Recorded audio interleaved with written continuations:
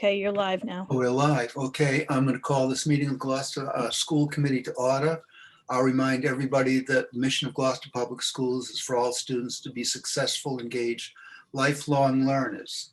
This meeting is recorded by video and audio in accordance with the open meeting law, consistent with the governor's orders, suspending certain provisions of the open meeting law and banning gatherings of more than 10 people. This meeting will be conducted by remote participation. If there's anybody here from the public, we are going to go into executive session for the purpose of pursuant of Massachusetts General Laws, Chapter 30A, Section 21, for the following purpose. As an open meeting law may have detrimental effects on the bargaining or litigating position of the public body, and to return to open session. We will return to open a session at the conclusion of the executive session, or if we conclude before 7 o'clock, we will recess until 7 o'clock and reopen at 7 o'clock, at which time we will have, we'll go into the regular agenda and have return into public session. So we will, do we have a motion to go into executive session? So moved. Do you want me to read the whole purpose? I mean, you read the purpose, I but you just read it. didn't state the groups though. Oh, okay, you state the purposes. So we're going in for purpose 3 to discuss strategy with respect to collective bargaining with the following bargaining units: the Gloucester Teachers Association, the Gloucester Association of Educational Paraprofessionals, and also the nurses. And I so move. Second. Second. Maria, can we have a roll call vote? Kathy Clancy, Yes. Mr. Favazza, Yes. Chairman Pope, Yes. Ms. Prince, Yes. Mayor Taken. I don't see her. Ms. Watson Yes. and Ms. Weaston. Yes. Okay, so we'll adjourn the open session and go into the executive session. And as I said before, we will come back at no earlier than 7 o'clock. If the executive session runs longer, we may be delayed in coming back into public session.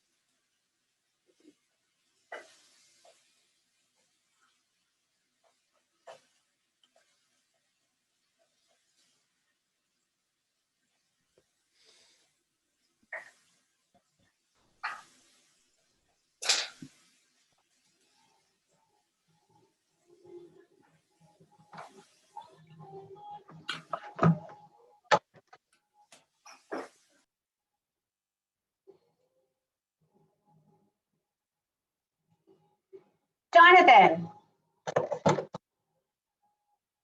Yes, do what? you think, is it a conflict of interest if I write a letter, a recommendation for a scholarship?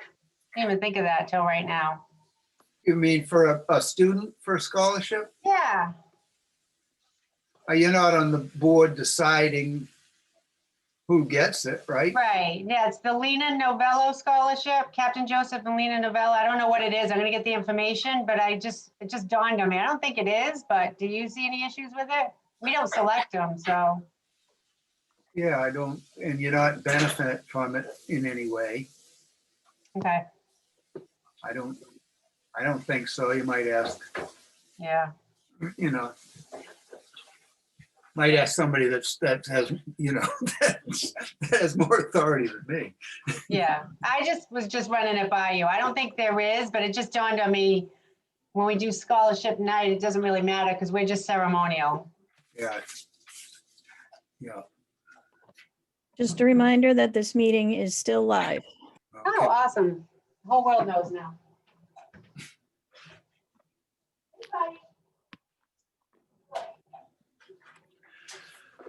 Hi, Megan.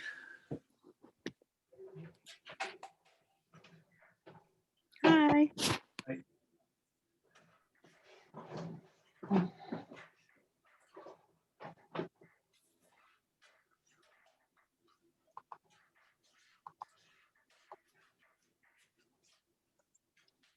If I walk away from my computer, it's because my dog is screaming. And I'll be right back if that happens. Hi, Megan. Hi, how are you? I'm good. How are you? Good. How's school going? It's going good. Good, good. Everybody excited with the new weather coming? Good weather coming? Megan?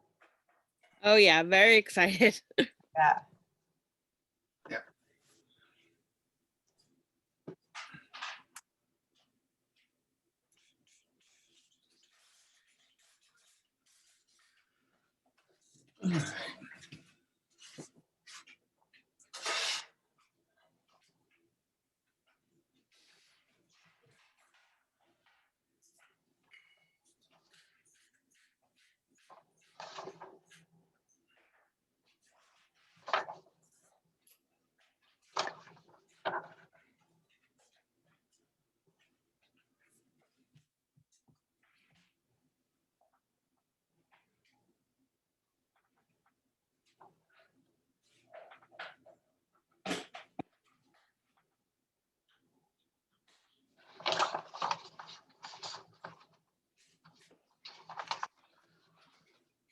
Okay. We ready to go? We are live, right, Maria? Yes, you are. Okay, so it's 7 o'clock. I'm going to call the Gloucester School Committee back into public session. We were in executive session. We concluded that we have recessed for the last 10 or 12 minutes, and now we're coming back into public session. And I'm going to go through the normal opening procedures. So I'll remind everybody that the mission of Gloucester Public Schools is for all students to be successful, engaged, lifelong learners. And this meeting is recorded by video and audio in accordance with the open meeting law, consistent with the governor's orders suspending certain provisions of the open meeting law and banning gatherings of more than 10 people. The meeting will be conducted by remote participation. If you're calling in on a phone, you can press *9 to request to speak. If you are watching on a computer or device, there is a raise hand button that you can tap or press to request to speak during oral communications. So please use either of these methods. We have a quorum present, and we will proceed with the salute to the flag. And I'll ask you to join me in the salute to the flag. And after the salute to the flag, I would like to have a moment of silence, remembering all the people who have died because of COVID-19. And that includes 40 people that are Gloucester residents. 16,456 Massachusetts residents, and 528,000 United States residents. So please give them some thought. I pledge allegiance to the flag of the United States of America and to the republic for which it stands, one one nation, nation, under under God, God, indivisible, indivisible, with liberty and justice for all.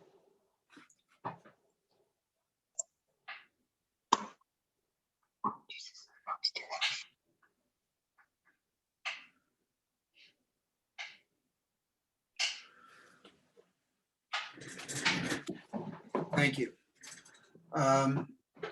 Oral communications. If there's anybody, if the public shall have the opportunity at every regular school committee meeting to be heard under oral communications. Oral communications shall allow any resident who has a request or complaint of any nature relative to school committee business to appear before the school committee, state their problem without debate, and the matter will be referred to the proper subcommittee. For items that are on the agenda, members of the public may address the committee with the permission of the chair. Persons speaking under oral communications shall be limited to 3 minutes each and shall submit a copy of the prepared communication to the recording secretary.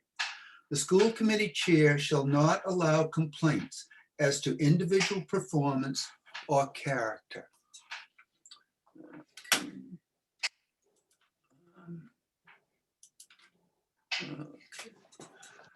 That being said, is there anybody who'd like to speak under oral communications? You will have to raise your hand, and I see Cynthia.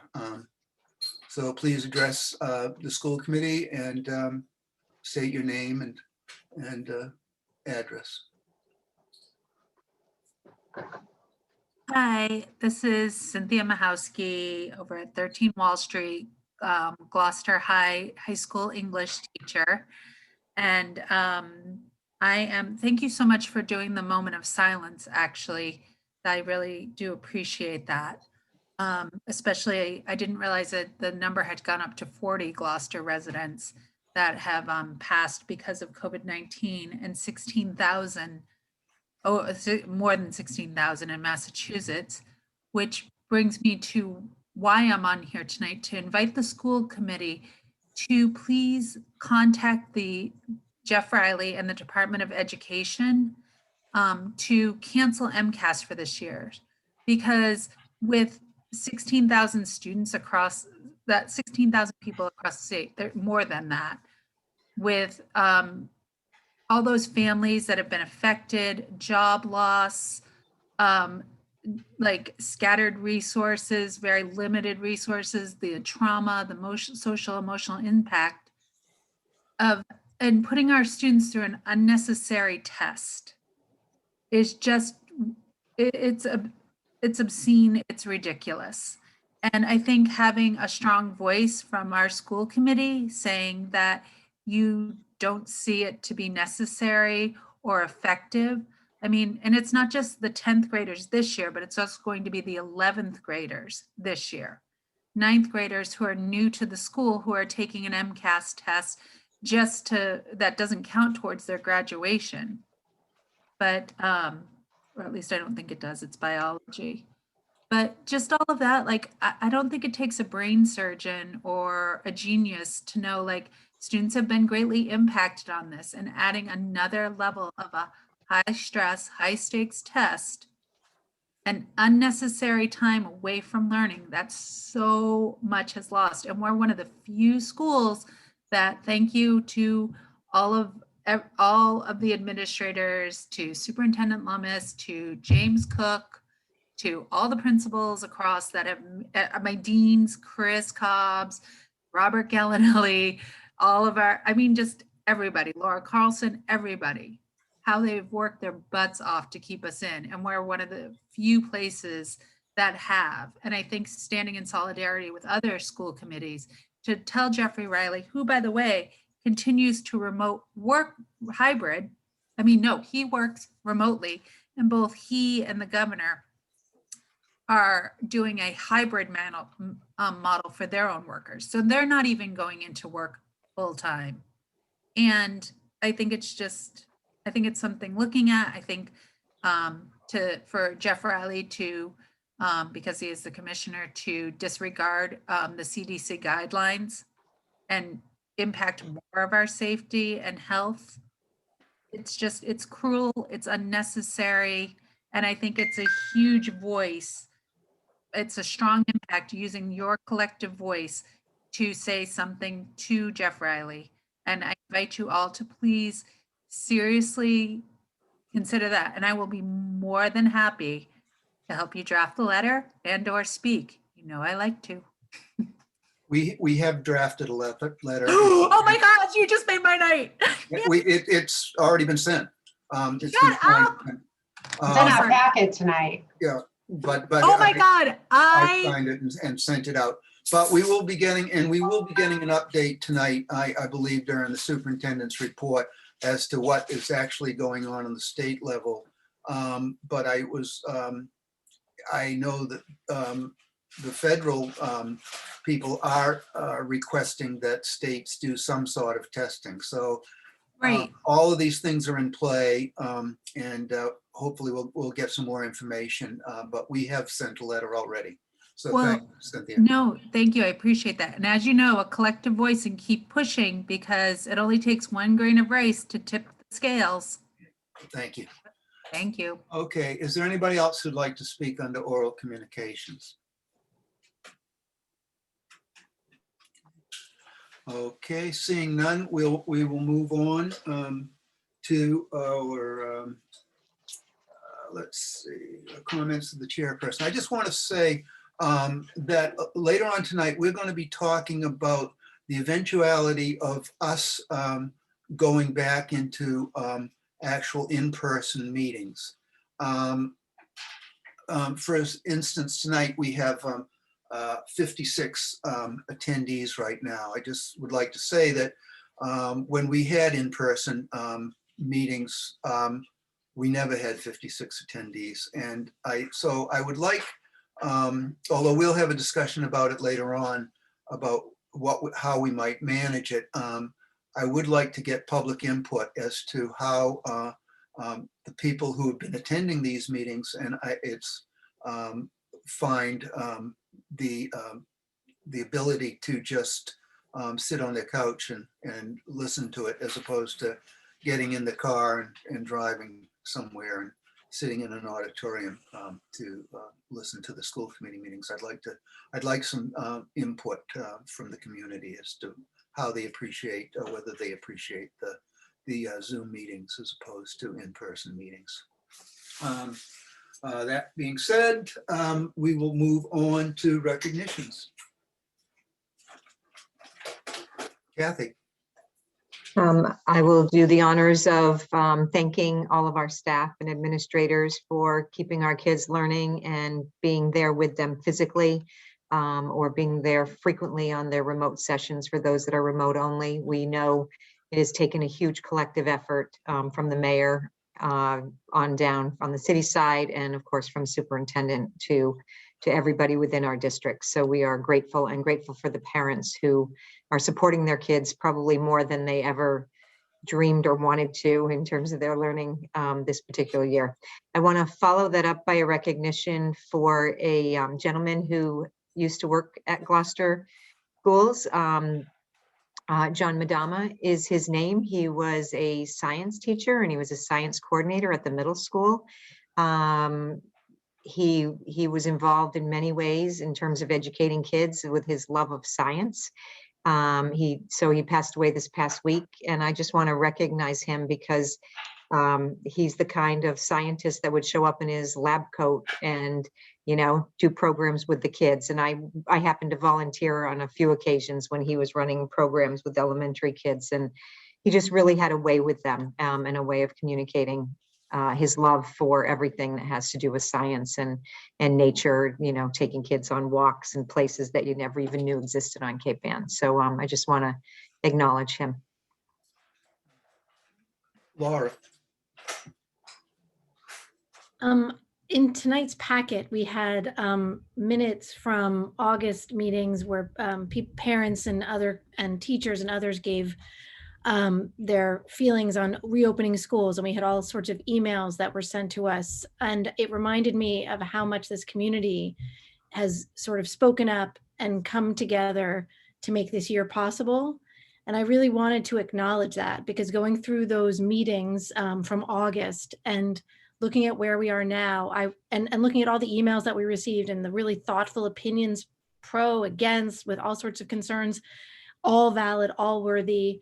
It brought me back to the decision-making that got us here. And I want to thank everyone watching and the entire Gloucester community, and especially the teachers and the nurses and all school staff and the administration and the parents and families for getting us here. So thank you. thanks. Melissa? Thank you. I want to thank Kathy for recognizing John. I didn't know that he passed away, and he was an incredible person. So I appreciate your words tonight. It just brings back great memories of an incredible science teacher, someone you want your student to have as a teacher in school. It's just awesome. But I just wanted to also recognize the mayor, who's not here right now. I know she's at another engagement tonight involving COVID and those who passed away.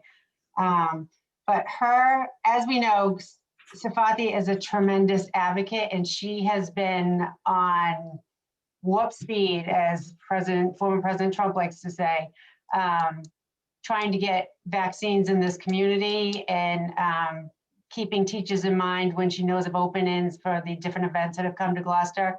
So I just want to recognize her for her efforts, because I don't think her brain has shut off since the vaccines come out, and she's trying to get everyone vaccinated as soon as possible. So I just want to recognize her efforts and how lucky we are to have a mayor that is truly invested in keeping our community safe by getting the vaccines to everyone as quick as possible. Okay. Anyone else? I'd just like to recognize the teachers and the staff and the students at West Parish School who last week entertained the governor and the commissioner of education and the director of education, as well as the lieutenant governor. And I think there are a whole bunch of other really important people there, but there were so many of them I couldn't keep track. But they did a fabulous job of representing Gloucester and celebrating the fact that we've been in public session for 101 days. And it was a very moving day, for a very day that made Gloucester very proud for all of the staff and the teachers and the people, and recognized by the state for all the good work that's been done. So thank you to them. They were great hosts. Moving on. Anything else? Any other recognitions? Then we'll move on to Megan. You're here by yourself tonight, to our Student Advisory Council. Hi, everyone. How are you guys? Good. All right, I'm going to start off by talking about our GHS Health Center. As of this week, there are 16 NHS students that have volunteered for the GHS Health Center to support the free food locker and the mission to collect all GHS students in the Open Door and food resources. For the next couple of weeks, the Open Door is offering local grocery store gift cards for every food locker referral that results in a visit to the Open Door to pick up the curbside groceries or meals. All GHS students and families that utilize the free food locker are eligible for this offer. I'd just like to say that the people at the health center, they've been doing amazing work. Every day when you walk in the building, out of the building, there's people standing there asking if you need the lunch, if you need the meals. Like, they've just been so on top of it, trying to reach every single student, and it's truly, they've been doing an amazing job. From the transition students, they're starting a retail training certification program with CVS. Once all the paperwork is cleared, it'll be an ongoing program with new students every semester. The transition lead teacher, Jessica Bean, and newly retired Nancy Goodman has been working on this to make it happen for all the students. From the sophomore class, they're doing a shoe drive. They've collected 150 pairs of sneakers and cleats out of their goal of 700. If you want to donate sneakers, you can drop them off at the Mac at Gloucester, YMCA, Mark Adrian Shoes, or they'll be having a drive-in and drop-off at GHS on March 27th from 8 a.m. to 12 p.m. From the GHS theater program, they have successfully begun rehearsing the hybrid spring musical for High School Musical. Students have learned 3 songs with the help of Mr. Flurry and his student teacher. They've also begun to record their vocal tracks at home with the help of the website we've been using called BandLab. And additionally, they have learned 2 dances from the student choreographer, Kaylee Allen, who's a class of 2021. And all the pictures and videos of their progress is on all their social media pages like Facebook, Instagram, stuff like that. 8th grade move-up day, we usually do an in-person move-up day where the freshmen and the juniors will give them a tour. Because of COVID, we're going to turn this into a video. So we've been working on that the past couple weeks. The student council members have, and then our senior Martina Gallo is working on the editing for that video.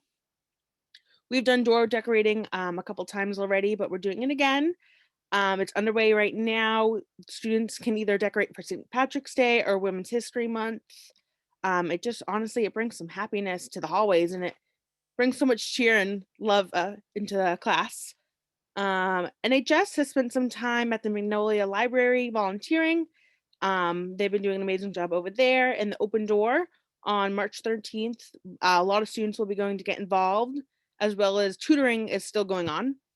And then finally, to wrap it all up, I personally want to give some recognitions to Mr. Cobbs and Mr. Gallinelli, and especially our principal, Mr. Cook. He's been doing an amazing job every morning when I come into school. He's out there, rain, shine, snow, sleet. He's out there saying good morning, welcoming all of us. And it's just, it's just such a rough time right now. And to see him out there every morning, it's just, I love it. Thank you, Mr. Cook.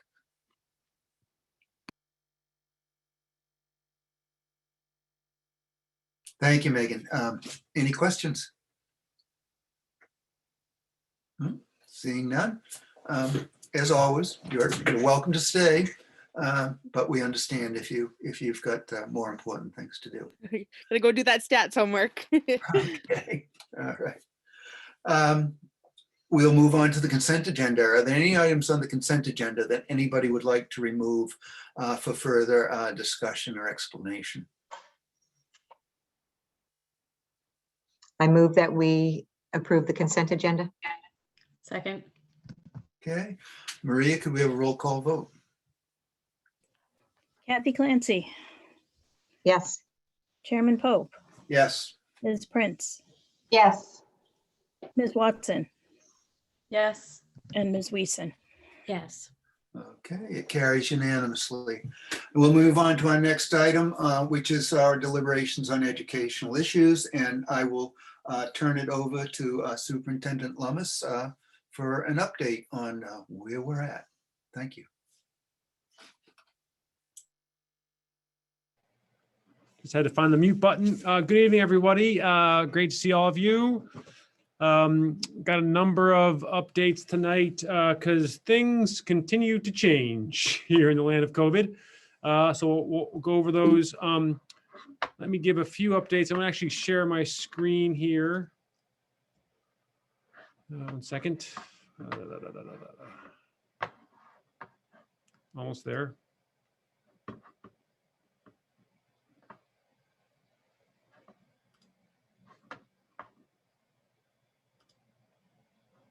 Oh, wait.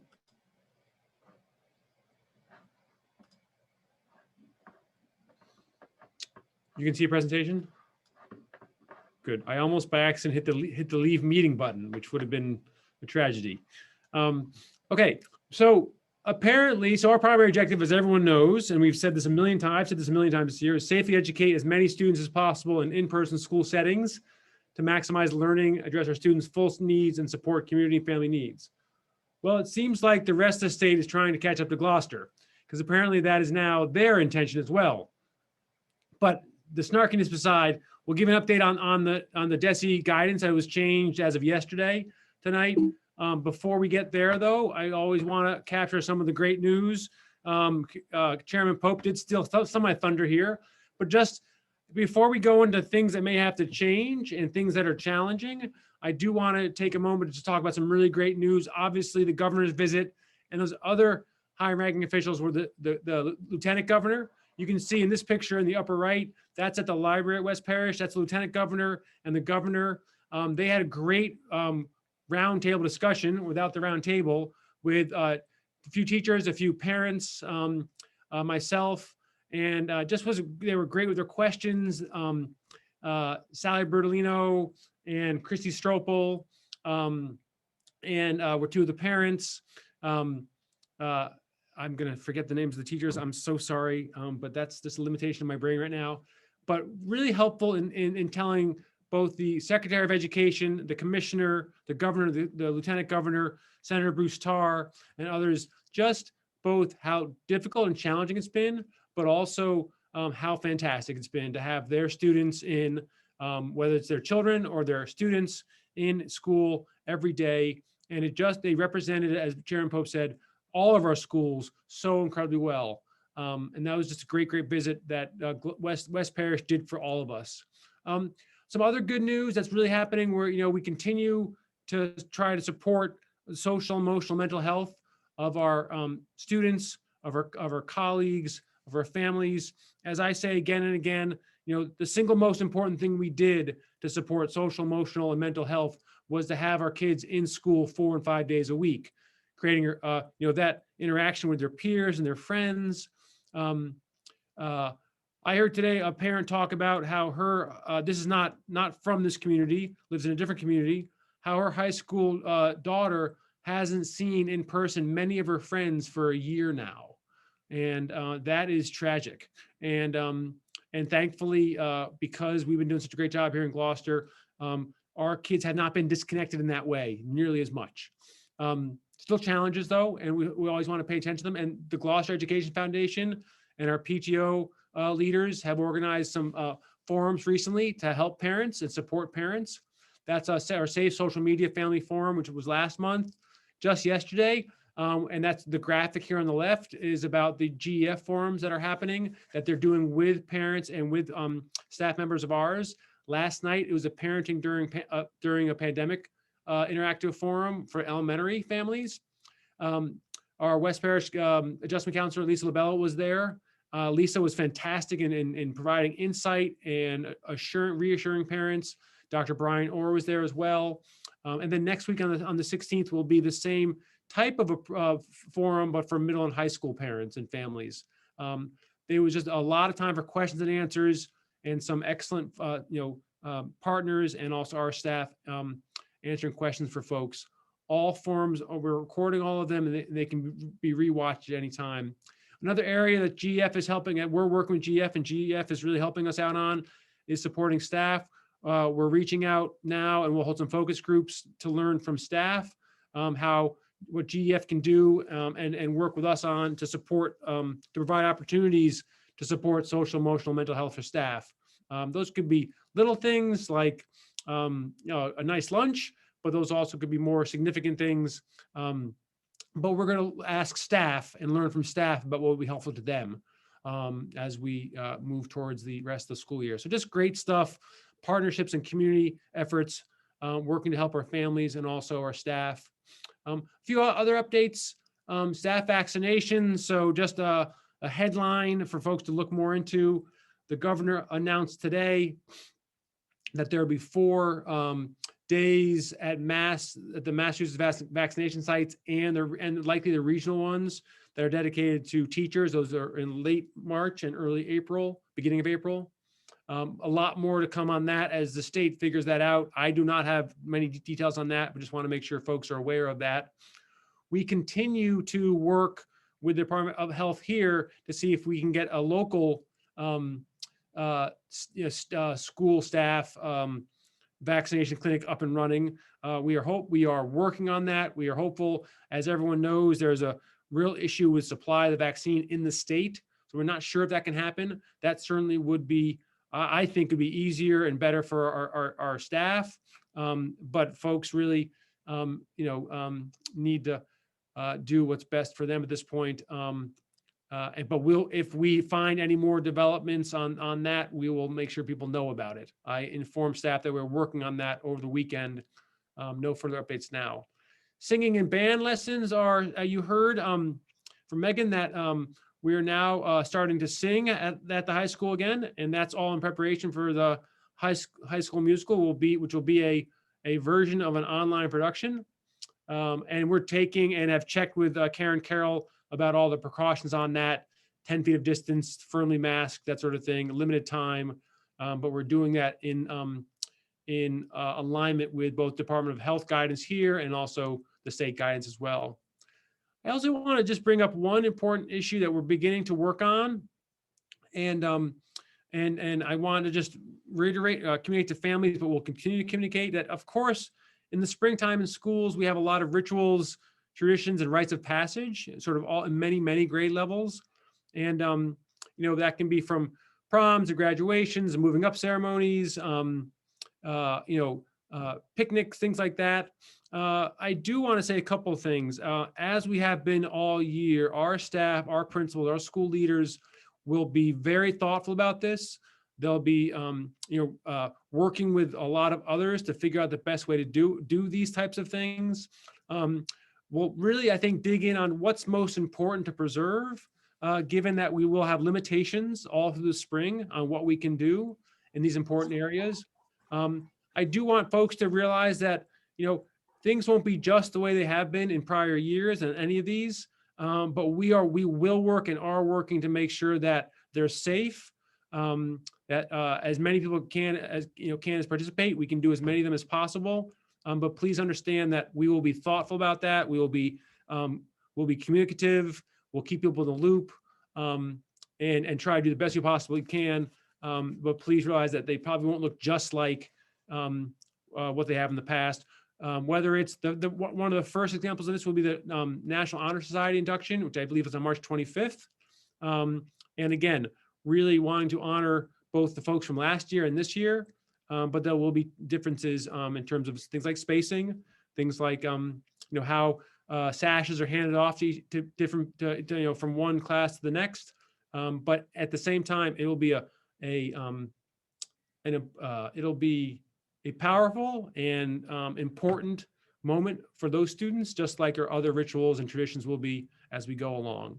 So just want to give folks just a sort of a headline on that and sort of a look forward. Oops, going the wrong way. So other updates we'll give tonight are COVID updates. As we have already done number one, we'll give you a COVID update as we always do. We'll give you an update what we're beginning to do and the way we're thinking about and some of the challenges we're facing on the updated guidelines that were released just yesterday. And then we'll have a career, vocational, and technical education update from Principal Cook. So as we always do, we like to look at how we're progressing here. 2 weeks ago, the city was at 64 active cases. And if you remember what I said then, that for those 2 weeks prior, they were averaging about 60 cases. It wasn't going up or down from that very much. It's sort of steady, at 60, give or take 5. 2 weeks later, we're now in sort of in the 40s typically. Changes day to day across the city, but typically for the last almost week, we've been in the 40s, right around the 40s. So we're not, the bottom hasn't dropped out. We're not down to, a dozen or something like that, but we certainly aren't growing, and we're sort of in this steady state. And by all indicators, folks keep saying that will hopefully continue to decline bit by bit as we keep going.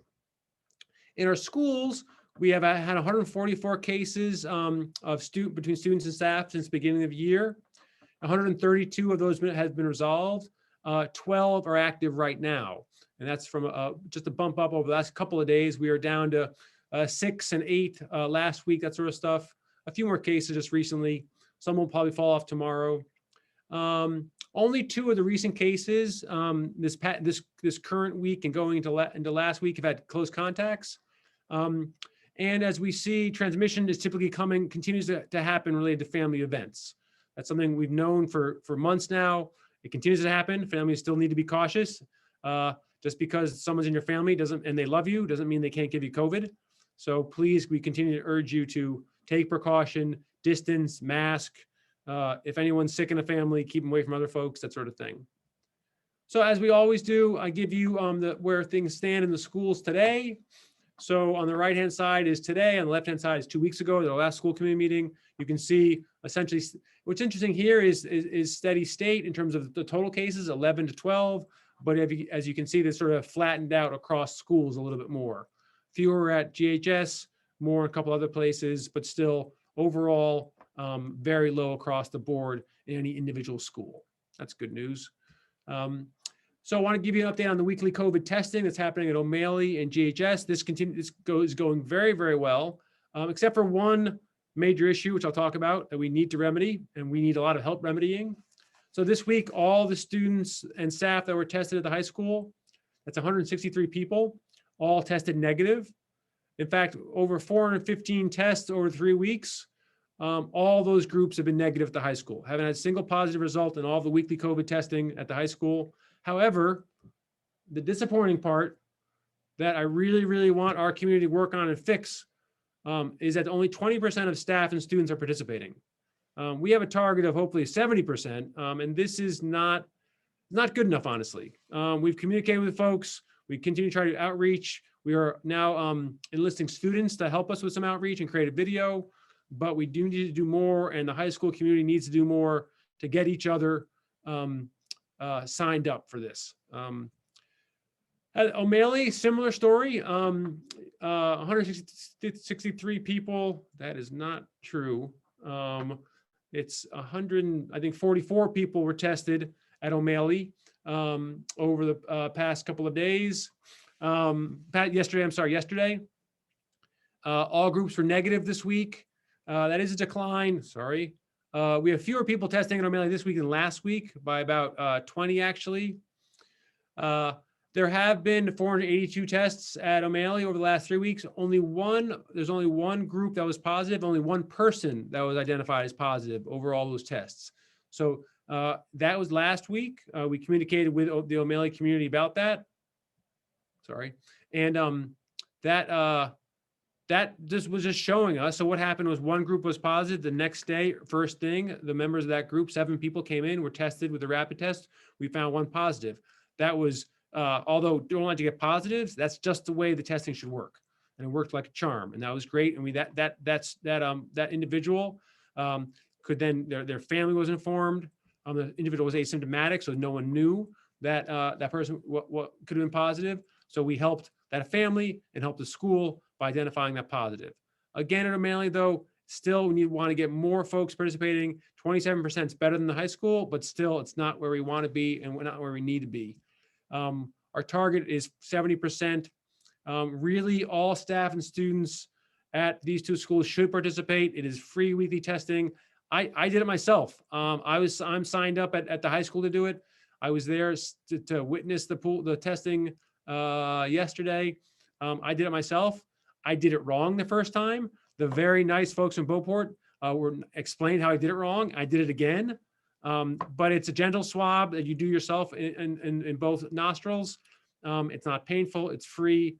Really, really need folks to get with the program and help out the whole community by signing up for this. We will continue to communicate and are open to more ideas about how to do it better. But we are enlisting students at both O'Malley and GHS to help out with communication. So any questions there? Let me pause there. And then I will, Jonathan, I'm not sure if you can see folks there. I can see Kathy's got her hand up. Ben, I was wondering how many of the staff are participating. Are they around the same percent as students? Or do we know that? Yeah, it's a good question. We don't actually know exactly because the Project Beacon can't give us those numbers of, can't, how do you say this, disaggregate it that way for us. So, and because there's, different teams across each school testing, and we combine staff and students into the same groups, we just haven't been able to get those exact numbers yet, which is disappointing to me. I'd like to have those numbers, honestly, but we do. I would say it's probably comparable. We do know for sure that there are more students and staff, it isn't, for example, that there's 100, all staff and just some students. Because, and we know that because of just the, each group, as we do it, there's a one staff member and multiple students, that sort of thing. Okay. Samantha? I'm just wondering, and this is a question, I guess, for everybody. Does anybody have a sense of why people are not signing up? Is there any misinformation out there that needs to be clarified? Is it time consuming? Does anyone have a sense of why people would be hesitant? Initially, the term pool is confusing people. We know that. There has been some concern we've heard. Folks worried that it might be painful. And we've tried to address that, by showing a video and stuff like that, and sharing information. Another concern was it would force people to quarantine. That was never the case, and it certainly isn't the case in practice. And because even if you are in a positive group, you don't quarantine, you have a retest very quickly, and then only if you're positive do you quarantine, or if you're in close contact with someone who's positive. So we tried to address those, the ones we are aware of. Another thing, very honestly, is someone asked me recently, who's gotten many emails about it, didn't know that we had on GPS back to GPS back together. Back to GPS, our website, that they weren't aware there's a whole section all about it, including FAQs. So it's people don't always read everything that's sent to them. They're busy. They've got busy lives. I send an email that isn't all that straightforward. This is complicated stuff. And so it's not everyone is reading the information and learning about it. So, but that's always been the tough one to break through, no matter what. So. Okay. But other folks here may have other I love to hear if you're aware of concerns people have. Laura? Well, just on that, I'd love to know how we can help, how we can help promote this more, how we can, how we, the school committee, we parents, all of us, how we can help get the word out more directly. Yeah, I think my immediate answer is talk to people. This is viral, right? So, it's pardon the pun, but, this is viral messaging. This is telling people, friends and social media. Make sure, if your child is doing it, make sure, that you tell folks how it's going. Teachers can certainly use their own social media accounts and share with their students and their families that they're doing it. And can reach out individually. So it's actually more people being messengers. Myself, Principal Cook, Principal Beatty, being only messengers will never get it done. So we need more messengers. If you folks want to come in and get tested and put things up on social media with pictures of the 6 or 7 of you doing it, I'm sure we can probably figure that out. I don't think would break too many protocols, but so it's got to be a group effort, and the more messengers we have, I think the better off we are. I'd just like to add something about trying to get a regional testing site. I did have a conversation with Senator Tarr earlier this week, and the mayor was on that call too. She may add to this, but he's actively involved in trying to get a regional testing site it would include Manchester, Essex, Gloucester, Rockport, and Ipswich. And if they can accomplish that, that would make vaccination, site. That would make vaccinating teachers, if we had a regional site, that it would much easier. So he's aware of it, and he is working on it. I just wanted to add that. Great. All right. Moving on. Moving on. Let me share my screen again.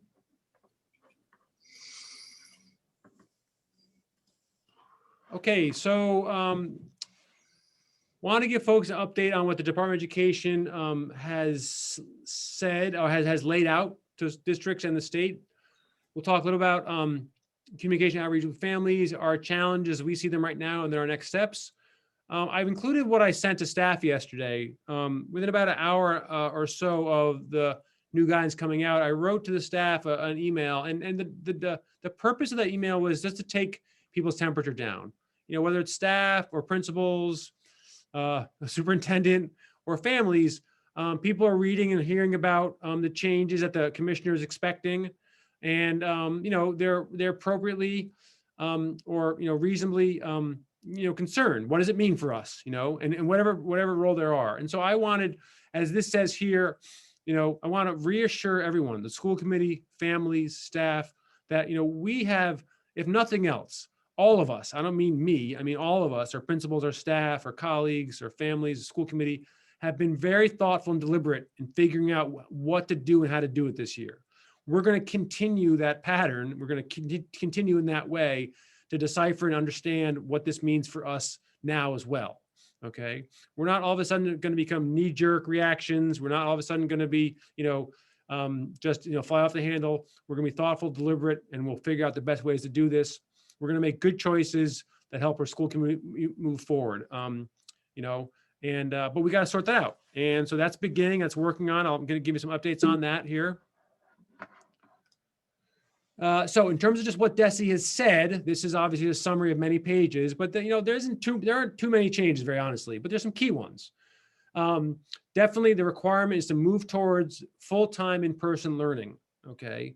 We weren't clear until this came out whether, because he was also saying, 5 days a week. Okay. We weren't sure if that meant 5 days a week the way we're doing it or something else. Okay. And he said definitely full-time in-person learning 5 days a week. That's an average of 5 hours of structured learning time each day, K-5. Okay. And that means in a typical 6-hour day, that's what you typically have is 5 hours of structured learning because you have lunch, recess, breaks, passing, that sort of thing. So that's a typical school day. And for high school, secondary, so 6 through 12, 5.5 hours of structured learning time each day. That's also pretty typical for in a regular school year, regular school day, that's what we would have. The third bullet's very important. All structured learning time hours are required to be delivered in person 5 days per week. Okay, so they are really pushing very hard to to really get folks in person and to stop hybrid models. Essentially, in fact, hybrid remote learning that is in a hybrid model will not be counted towards structured learning time going forward. The other, it's not a change, but 3 feet distancing at this point is expected. Whereas before it was really allowed and recommended. They essentially do allow for waivers on some of this, but they will not allow for waivers on if you're not at 3 feet. You can't say, for example, we're at 5 feet and therefore we can't do X, Y, or Z. You've got to be at 3 feet and then perhaps ask for waivers for different reasons. So they're really pushing hard. The 3 feet distance is what needs to be used.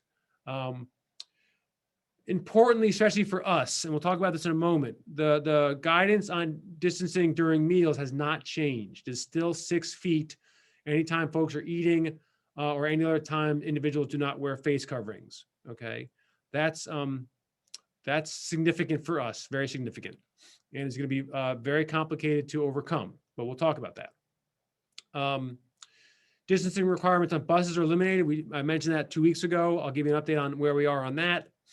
Other safety protocols do remain in place. COVID safety, protocols, hand hygiene, cleaning, face coverings. Interesting enough, which is sort of a surprise to me, they are saying very, very clearly now that all students, no matter what age, have to wear face coverings. And that's, I guess, news to somebody. Of course, based on your decision in August, we've been doing that for whatever, 6, 7, 8 months now. But some places, I guess, haven't been, which is surprising to me.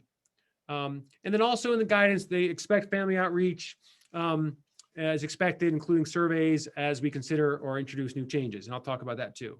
So let me just keep going on a few of these things. So just in terms of time frame, any changes in terms of full-time in-person school 5 days per week should be implemented by April 5th for K-5, sorry. By April 28th for 6 to 8. And to be announced in April, though, for grades 9 through 12. Some folks are thinking that should be May. The commissioner today said April. but that is still a TBA, or to be determined for high school. We'll talk more about that in a bit. And some the guidance may change as we go along, as the commissioner said today. So, but that's the basic time frame.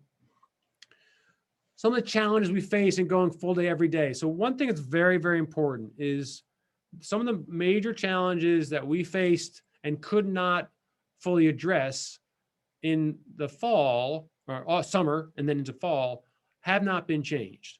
Okay.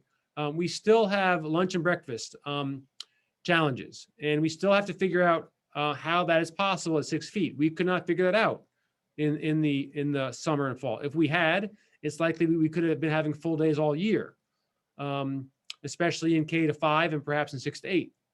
So we have to work on that again. That's a challenge for lots of reasons. Space, where do you put the kids? Because remember, and unlike many schools in the Commonwealth, our gym in 4 of our elementary schools, our gym and cafeteria are the same exact space. Often they're smaller.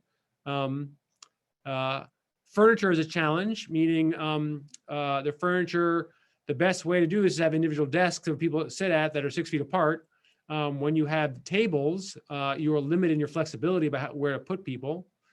And then supervision. If we spread people into additional rooms, that requires more staff to supervise folks. It's very difficult to have teachers supervise lunch because that's when their lunchtime is typically. So those are the challenges that we need to work on or begin to work on. Space, we're already looking at tents, especially at the elementary schools. Also how to repurpose space we're using now and change them up again. Furniture, we'll be taking a visit to St. Anne's to see what we stored there and how that can be redeployed. Desks are a real challenge. I'll get to that in a moment. And the supervision, I am making an official all call to staff, to community members, parents, family members, anybody you know. We are going to likely need more staff, more temporary staff for supervision. We can hire more noon supervisors. We can hire people. We're not looking for volunteers. We can't really rely on volunteers to staff lunch because if they don't show up, you're in trouble. But we will be needing and really would help, and people should look out for us to advertise for more supervision for lunch blocks all throughout the system. So those are three challenges for meals. The distance obviously is the major challenge there.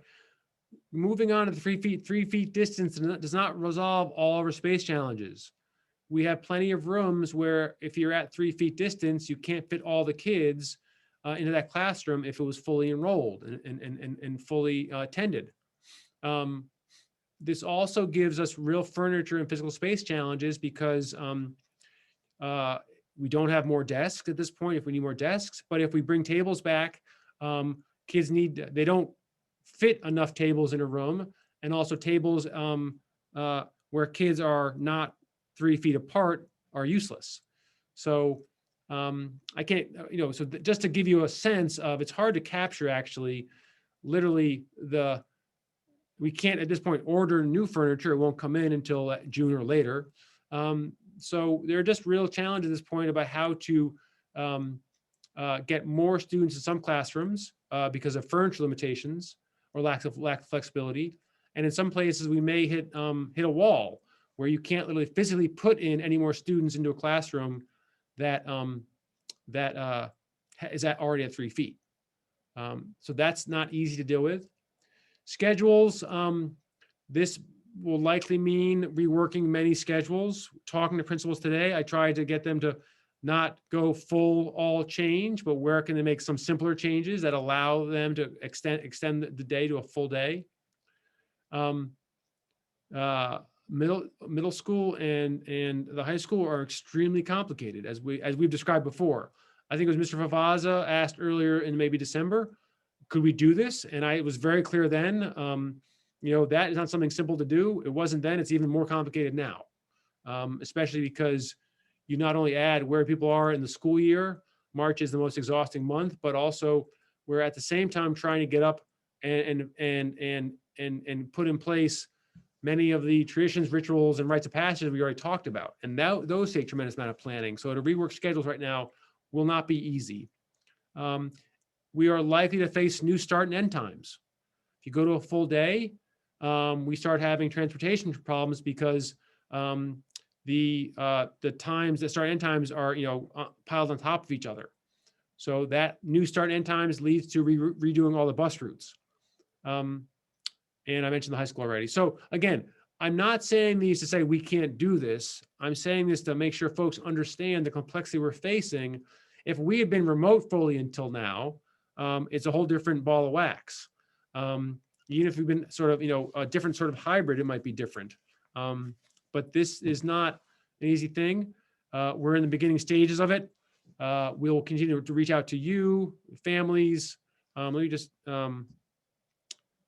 I want to make one, so we're also aware of concerns families may have. One primary one, which we've been already reaching out to Remote Learning Academy folks, is that, and this is a quote from the DESE guidance, families still have the choice to have their children learn remotely through the end of the school year. Okay. We, of course, hope folks come into the schools. It's as safe as it has been all year, and perhaps even safer as the year continues with more vaccinations. I want to be clear with Elementary Remote Learning Academy, we do not expect any changes. Okay. We're not going to minimize that. We're not going to eliminate staffing because I'm sure we'll need it. We're not going to change people's teachers or their classroom configurations. We expect that to go as it has been. The Melee Remote Academy will likely see, may possibly see some changes as more students return to a Melee and the schedule's redone. We may have to adjust some of the staffing or sort of the class configurations in the Remote Academy. We wouldn't expect the quality or the learning to change, but we may have to move students around some. Not to take them out if they want to stay, but just to perhaps reorder their classes or maybe shift some teachers around. That's still very much a work in progress. Just want to give people a heads up on that. And the Remote Academy, Principal Cook doesn't expect any changes at this point, and where they are in their term, they cannot make any changes in the Remote Academy for the high school. I mean, and these are the folks that are full-time remote that have not come into the school buildings is what I'm talking about now, just those groups. Let me pause there. Actually, let me give you, just if you can bear with me for a couple more slides. So we also have to reach out to families and communicate with them. I'll give an update to families along the same lines as I'm giving you right now tomorrow via email. We will need to survey families. I'm not sure on what yet, but we'll work on that in terms of getting a sense of, will there be changes? Will any families, for example, not want to stay in if we're at 3 feet all around? As you know, we've been at 3 feet. Every school has had some version of 3 feet. It might be in a class or two, or it might be many classes. But every school at this point is somewhere near 3 feet, at least in one class. Actually, except for Plum Cove. Plum Cove is the only school at this point that isn't at 3 feet, at least in a class. Many of our elementary classes are not at 3 feet at this point, and they may not go to 3 feet. We will go to whatever space is needed at 3 feet or above, depending on the enrollment in a specific class. I should say that. We don't automatically just go to 3 feet. Transportation, we launched a survey on Tuesday. We have actually 2 surveys out, one to those families who are already taking the bus to see if they are okay with the changes that we'll make. I'm expecting that we will go to two students per bench seat at a maximum. That essentially doubles our capacity on our buses. We may not need that. And then also we're surveying families to see if they would want their students removed if we do that. We're also serving families that are not taking the bus to see if they want to take the bus. So far, just out a couple days, these are the folks who responded through the survey. Other folks have responded through email. So far, 47 students want to be added across the whole district. 31 of those students live under 2 miles. 16 obviously live 2 miles or more. 16 are from the Veterans School. We may have the ability to add a bus to veterans. But that's something that we're trying to gauge if it would be needed. And if we could do it, then we'll try to. Not a done deal yet, but something we're getting information in order to figure that out. And the last piece is just some next steps. So we'll continue to communicate with families. our principals and leadership teams will continue to address and work on the complexities. They'll be working, with their teams at the schools, consulting with them, working through things, answering questions, just day by day, trying to figure things out. It'll be different at different schools at different levels. We're working to identify tents, furniture, staff, supplies, other materials that may be needed, dividers, things like that. We're working on creating entirely new bus routes, entirely new schedules where they're needed. As I mentioned, we'll survey families. We really want to get more student staff participating in pool testing. If we have more students in the building, that'll help even more at O'Malley and GHS. And then, of course, we'll continue to provide updates to the community and the school committee. And we're shooting for any changes at the elementary school to be April 5th. It is also possible that we may also work with the DESE on waivers. We could also do that, which may give us some more time to figure out our spacing for lunch and other things. So that's in the cards, but we don't know that yet. I'll make sure the school committee is aware of that. Let me stop the share and answer any questions you might have. Joel? Thanks. And just to say at the beginning, I do not envy the position that splits the administration in. And I wish you all the best of luck in working through this. My question is about the waivers, and I'm sorry if you explained this and I just misheard it. But the waivers that become available, is that a waiver from complying with the new directive as in going in full time, or is it a waiver from further, like, is there a hard line on this spacing? Could you go, oh, we can't fit students at 6 feet in cafeterias, we can only do 4 feet at the high school? Is there a waiver for that, or is that a hard line and we'd have to instead get a waiver for going full day because we can't provide lunch? Those are all good questions, and those are all the questions that honestly we all have. So I'll talk about waivers. Just to say this, one that's clear that no one can get a waiver for is if you're a high incident community, high incident COVID. Okay, they're saying that doesn't qualify. Okay, for operational logistical challenges, which is what you're asking about, that's where waivers are possible. At the same time, they say if you're requesting one of those, they're going to bring out a team to look at everything and give you more ideas about how you can do it. So I think they're going to be pretty. They won't be very generous with waivers, is my take. And I don't think it'll be waivers on you don't need to go full day. If that's the case, it would be a temporary thing. They're very clear that any waivers they give are most likely to be temporary. So I mean, giving more time to solve an operational or logistical challenge, or get more furniture so we can do that sort of thing. But the type of questions you're asking, Joel, are just the type of questions superintendents and others have for DESE, honestly. But you suspect some of the waivers will go in the other direction, where they'll send a team out and go, okay, fine, you can't fit them 6 feet apart in the cafeteria, we'll let you go to 4. I mean, I don't think that 4, I mean, the only. Let's say get more tents. Yeah, I think that's what they're going to do. Okay. Or get more people, that sort of thing. I don't think, especially on that one, they use strict distancing. Like that's the term they use on unmasked with strict 6 foot, distancing is the term. And that's one of the few times I've seen them use that word strict on any of these guidelines.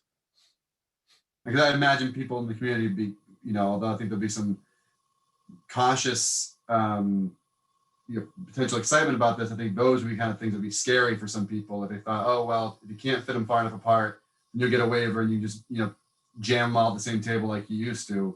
I imagine that would be, a concern for a lot of our school families. So, yeah. Although again, I do not envy the hoops you have to jump through to get these boxes checked. If, even in a world of waivers, these distancing ones seem to be, unlikely to be the waiver given. That probably brings comfort to some people who are nervous.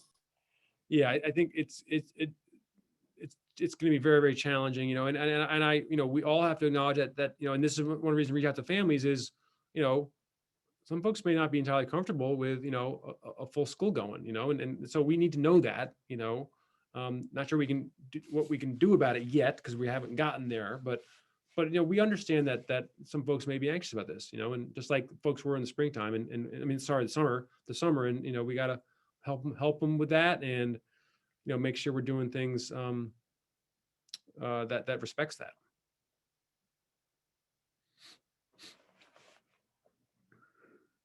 Samantha? That was my exact question, but I have an additional question. Is there increased funding associated with some of these new suggestions? No, yes, I mean, not directly with these new suggestions, but there is the federal dollars from COVID relief and ESSER 2, which we have access to. So we have to be very cautious of how we use that money now, because it really will affect because those monies are all available through next year and even beyond, and are expected to be used through next year and beyond. So if we're not thoughtful and deliberate and cautious, really cautious now, we could really harm or hamper ourselves for the next not only year but 2 years. So while their funding isn't necessarily an issue, we have to be cautious and thoughtful about it. But I think the other piece is more likely is, like we could use more furniture, but how we won't be able to get it, that sort of thing. That's probably a larger issue than funding at this point. Laura? Thank you. So as I look at the calendar, if we were able to start this on April 5th at the elementary schools, that's 10 weeks of school left, right? Maybe a little bit less, depending on the last day of school. And then, obviously for the middle school and the high school, we're going into 8 weeks and less. Do you think, I mean, it's an enormous amount of work, given what we've done this year. And I just want to get your feedback on this. And of course, we're not out of this pandemic, right? Things are better, but so I guess my first question is, are these recommendations being done in any way with the Department of Public Health? Like we have my understanding from federal public health officials is that we're at this very precarious moment right now. And so here's our state saying, okay, everybody back, right? But as you said, if we're a high-risk community, that changes. If our numbers change, how does it change? So it just feels like there's a lot of variables here, and I'm wondering. Yes, it's a great question, and I skipped over a bunch of what the commissioner's been saying, just for time, really. But I want to be clear. I want to just restate something. If you're a community of high prevalence, you don't get exceptions, whereas before you might have. So he's saying that and that even in high prevalence communities, like you may be red, say for example, although that doesn't allow you qualify you for a waiver. Okay, does that make sense? I mean, I'm not saying understand what you're saying. Right? Yeah, exactly. So in terms of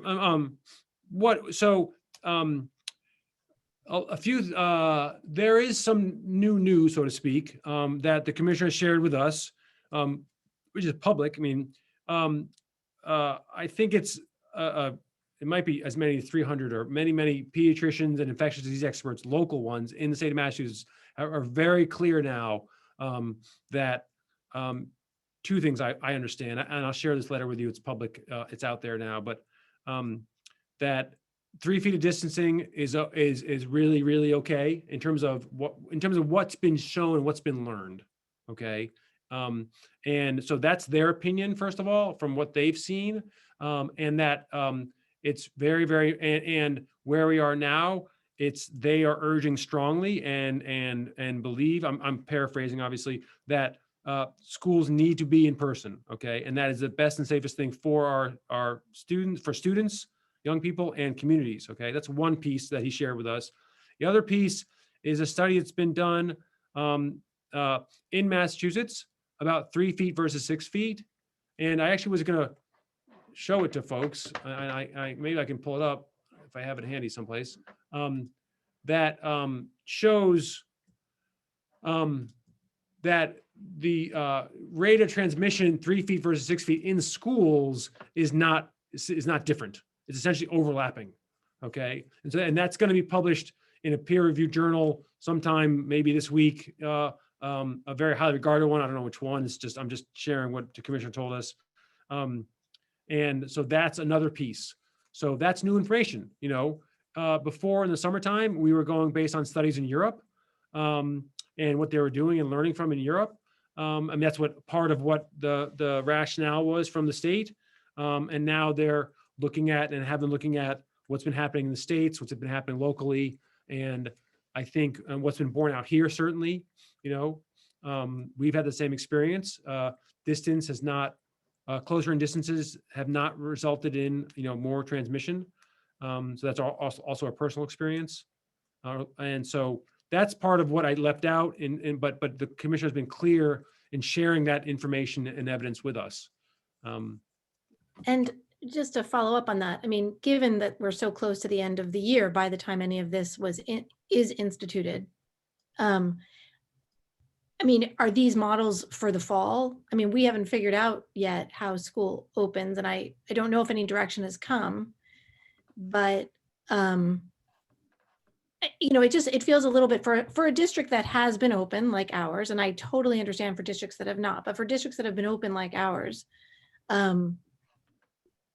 it's a big burden, especially when there's also planning now needing to happen for September, and what the models will be then. So I don't know, was there any hints of what they're expecting for the fall? Yeah, great. In fact, there was more than just a hint.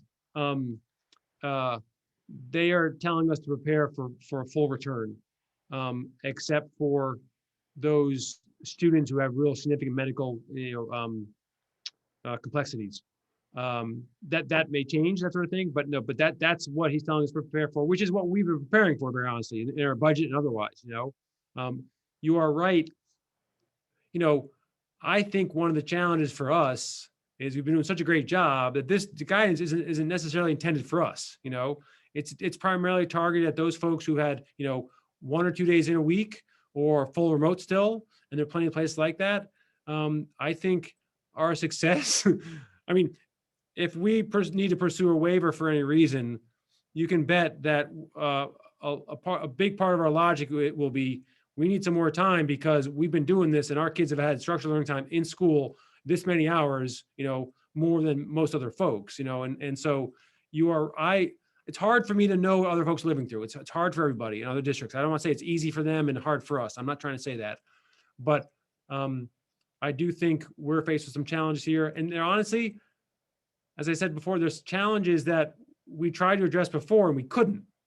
If we figure out lunch in the fall, we probably would be doing lunch, right? But there's springtime's coming. Tents are more feasible now as weather gets warmer for lunch, perhaps. We're a little better at things, but it is a daunting task to go from here. Definitely daunting. Thank you. Melissa. Thank you. So Ben, my guess is 99.9% of the schools in Massachusetts are probably freaking out like we are right now, trying to figure out how to put all the kids in school.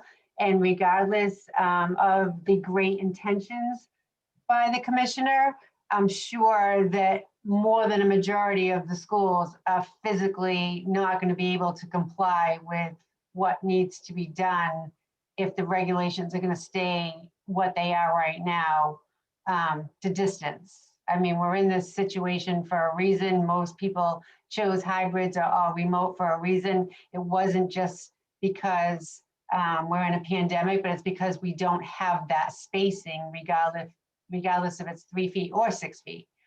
So it seems to me that many school districts are it's physically impossible to comply with the regulations and be open. So I guess my question to you is, are you keeping in touch with other superintendents? Is there any kind of advocacy going on to the commissioner that, yes, we agree this is the right direction, but yet it's physically impossible?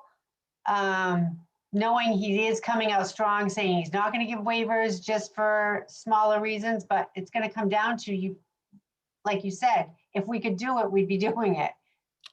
Yeah. So what is the advocacy from the superintendents to give some pushback to the realities of how this may not work, even though most of us want it to work? So yes, I am in touch with superintendents. I mean, on a call today, two different kinds of call, one with the commissioner, but also then one, a much smaller group, also on Monday. I can't remember last week. So it's not what you would think. I think most superintendents who haven't been in are like, yeah, we're getting in. We need to get in. I also think that, we're many, if not most, I'd say most elementary schools aren't like ours where they have, the gym and the cafeteria is the same room. Most folks have gyms and cafeterias. And if you have that, you're almost all the way to getting lunch, So I don't think that, and if you have a modern classroom, I mean, there's a reason that West Parish is at 18 kids at 3 feet right now. They have the space for that. But you couldn't put 18 kids at 3 feet in some of our classrooms in other schools. They're not large enough. So my sense from superintendents right now is we're going to make this work. We can do this more so than, and some folks, it's their first shot at in-person learning, right? So they really want to do it.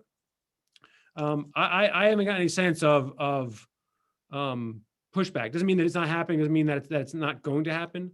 But I haven't gotten that sense yet. I want to move back just to something that Laura asked about in terms of, you didn't really ask it this way, Laura, but, is it worth it? And this is a tough one for us from where we are, I think harder than other folks. I said very clearly to a number of some students today, like a return to normalcy as fast as possible is a really good thing, and that's the same for us. We're pretty close in many ways there. We're not quite there yet. But, for some folks in other districts where that hasn't been at all, even if it's for 4 weeks at a high school, yeah, you should do it, right? So I think we want to return to normalcy as well ourselves, as fast as we can do it. But we have to work through a bunch of things, it's hard for me to sit here and know exactly what we can work out at this point. Laura? I just want to say, in response to that, like I hear that, I very much hear that. And I also hear advice you gave us early on, which was that creating a sense of normalcy and a regular schedule and being consistent would be a real strength for our district. And as a parent, I see that. And I see how much having a consistent expectation for this year has benefited children. Yeah. And I think, I'm just such a cheerleader for what you've done and what we've done here. And I just, it feels like that's been a great achievement. And I would hate to sort of have to go through hoops in a difficult situation that can't work, if it can't work, and take that away. Because our kids have had that. Kathy?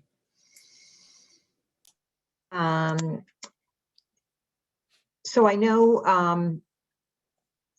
you're trying everything, looking at different ways to get us all in. And I'm wondering if there are any other districts that have, similar configurations like we do. As you say, West Parish is pretty easy. And I would think, when we think of not easy, but easier. And I would think when you think about getting the middle school in, more, full time, they've got other rooms, other open areas. And so we have a few elementary schools that are really challenged. So I'm curious what other districts have been doing that have been in full time. Are they really the ones that probably have, less enrollment to their space available? I mean, are they not space challenged? And is there any thought to maybe plexiglass dividers? Would that be helpful at a lunchtime where you could get kids closer, but there's a way to physically separate without being completely, you know what I mean? They can see each other, they can talk, they could be closer together, but not breathing on each other. I mean, I just can't imagine we'd want to go out and buy any desks for, having different things, but other kinds of equipment might help. Yeah, so literally, I know you're using dividers to illustrate the point. And yes, we're already looking to that, already calls in, that sort of stuff, especially around lunch and how it can make, more kids able to sit at a table. If so, that's something we'll probably have to ask about. But yeah, so we're looking into those things and literally uncovering things, I mean, I do need, it's helpful to know if the school committee, is at a place where it's like, yeah, we need to do this, and getting a sense here of where folks are. And I don't,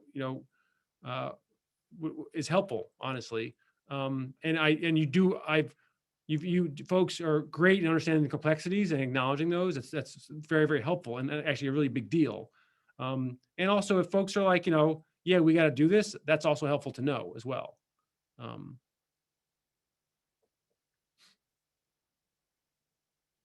Melissa?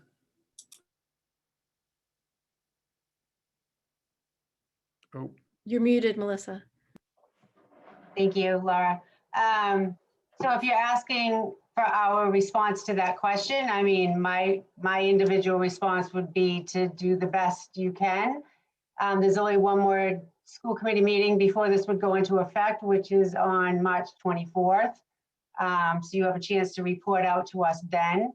But I would strongly encourage to come up with the brilliant ideas that your staff does when they're faced with challenges, like maybe staggering lunches and things like that, more so than it's done now. But I would hope that you would try to comply with the regulations and the expectations of DESE and see where you come up. But if you can't, then you can report back to us on the 24th and we can make another decision. But I would try, I know it's a lot of work, but I would try to get every kid in. Just from what I know of things going on in the community, I want kids in school if they want to be in school. Joel? Sorry, I clicked it like 9 times and it didn't go.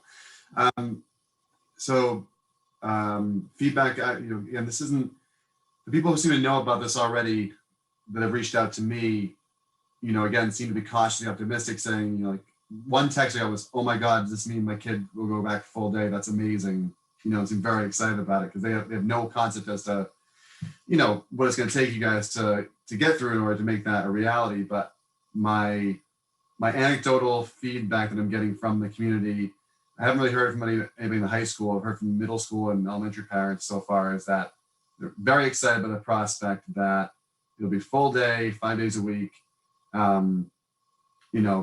So again, that's one bit of data that you have to compile with the rest of the surveys you're putting out and that sort of thing. I agree with Melissa, like you have to, you're not a miracle worker. You don't have a magic wand. No one does. And so you're constrained by our district, and hopefully there's creative solutions to it. From a procedural standpoint, do you need anything from the program subcommittee? Or do you want to just keep this at the full committee level? We talked about this particular eventuality of the potential like months ago, but it was one of those, we were still more concerned about a full shutdown at that time, understandably so. yeah. Because numbers are going through the roof at the time, right? So do you need anything from programs, or do you want to keep this just like at a admin full school committee level? Yeah, I think full school committee level. I mean, literally, yeah, I think so. Especially because it's helpful to throw things in front of everybody at once and then get input and get reaction. And like you said, so that's helpful. And then also helpful to hear what you folks are hearing from community members, and the surveys will fill it out a lot. But I think at this point, March 24th is actually good timing because it gives us time to get some sense of where folks are and do a whole ton of work and then report back where we are. I think that's actually a good time. Before that, we'd just be having a meeting to have a meeting, honestly. And I know you don't like that, Joel, so none of us do. Kathy?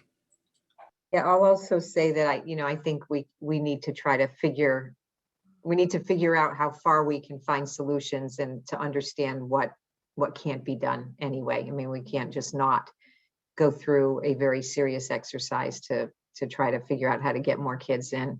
I have heard from some of the older kids that they were ecstatic that they might have the possibility of being in school full-time prior to the end of the school year. So I think you may hear from some students. They have, maybe directly have some opinions on how they would like their learning to be. And we do definitely understand the complexities, and we know that, particularly at your leadership group level, there's just so much thought and effort that has gone into this. And there's a lot of being in the middle of staff and directives and all that is very hard to navigate while trying to be really compassionate and empathetic and collaborative with staff. So, I have faith that will be the process and will be the discussions going forward, just like they always have been. And hopefully we'll get, some really good creative ideas. And if you, I think also with your survey, you might be surprised at how many parents might come and say, I'll take 20 kids out and sit on the lawn in the playground at lunchtime, and have 3 cycles of kids, or whatever the case may be. I mean, I think particularly at the elementary schools with the PTOs and active parents, maybe there's some community help that can get us over the hump. I don't know. We'll see. No, I think we have to look at all possibilities here. Absolutely. Thank you. Laura? So I agree that, we have to look at all the possibilities. I just don't want it to be at the detriment of teaching and learning. Like, it is March. Teachers and administrators have a limited, we're only human beings. And my own experience of the school that my daughter attends is that teachers and the principal are all very attentive to where children are right now and spending a lot of time doing the best they can, given the deficits of, in time and everything else. And while I do agree we have to look for as many creative solutions as possible, I think there's also, I just don't want it to be at the detriment of finishing the year strong for teaching and learning. You know what I mean? It's just like we're all human beings. There's only so much time. And kids are learning, and we don't want to have that be taken away while everyone's figuring out how to configure desks. Thank you. Samantha? I agree completely with what Laura just said. I honestly have so many feelings about this because it feels a little, I can sense your frustration, and I bet the frustration from other administrators. This feels a little bit like Big Brother, right? Like people who don't have their boots on the ground making decisions without really having a full sense of really what it takes. That's just what it feels like for me, listening to you guys and seeing the recommendations. So I feel for you, and I recognize how difficult this is going to be. And I'm saddened that that's likely going to take away from the good work that's being done already. But I do understand, especially at the high school level, how important it is to get the kids in more. The high school, from what I'm hearing in the community, high school students, from what I can tell, are struggling the most with the inconsistencies in just being sort of half days. And I think it's really important to get that cohort in as much as possible before the end of the school year. Great. Thank you. Thank you very much. Yeah. Okay. Well, I guess it sounds to me like, once again, we're in some way being punished for doing a good job. It's really unfortunate that these mandates are coming down because a lot of communities have not done a good job. And we've put into place a program that's working and is working for kids and is working, maybe not for all kids, maybe not perfectly, but given the situation, it's working well. But we got to try to do better. And you know, whatever you need, whatever you need. I mean, in some situations, it's going to be staffing. In other situations, it's going to be space. And staffing at least is possible. You know, space is, making space out of nothing is a lot more difficult from my experience. So, you know, I hope you're calling all the tent companies tomorrow morning. No, we've already been There's going calling. to be a big run on tents, I think. That's why we've already been calling. Yeah. But some good local folks who I think are loyal, hopefully loyal to our schools. I will say this, you know, I mean, in some ways, like I said in the beginning, I said it sort of, you know, sarcastically in a sense, but I do think that, you know, folks are trying to catch up to us. And I mean that in the sense that, like, the motivation for making these changes now is the same motivation that all of us responded to, you know, in the summer. You know, and so I get that. It does add a lot of complexity to us right now. Absolutely. You know, ultimately it's the right thing to do. We're going to be caught in the weeds of how to get that done. And that's where, you know, the trepidation, the concern you hear in my voice and what I'm saying here is really sort of thinking about our people and how are they going to do that at this time.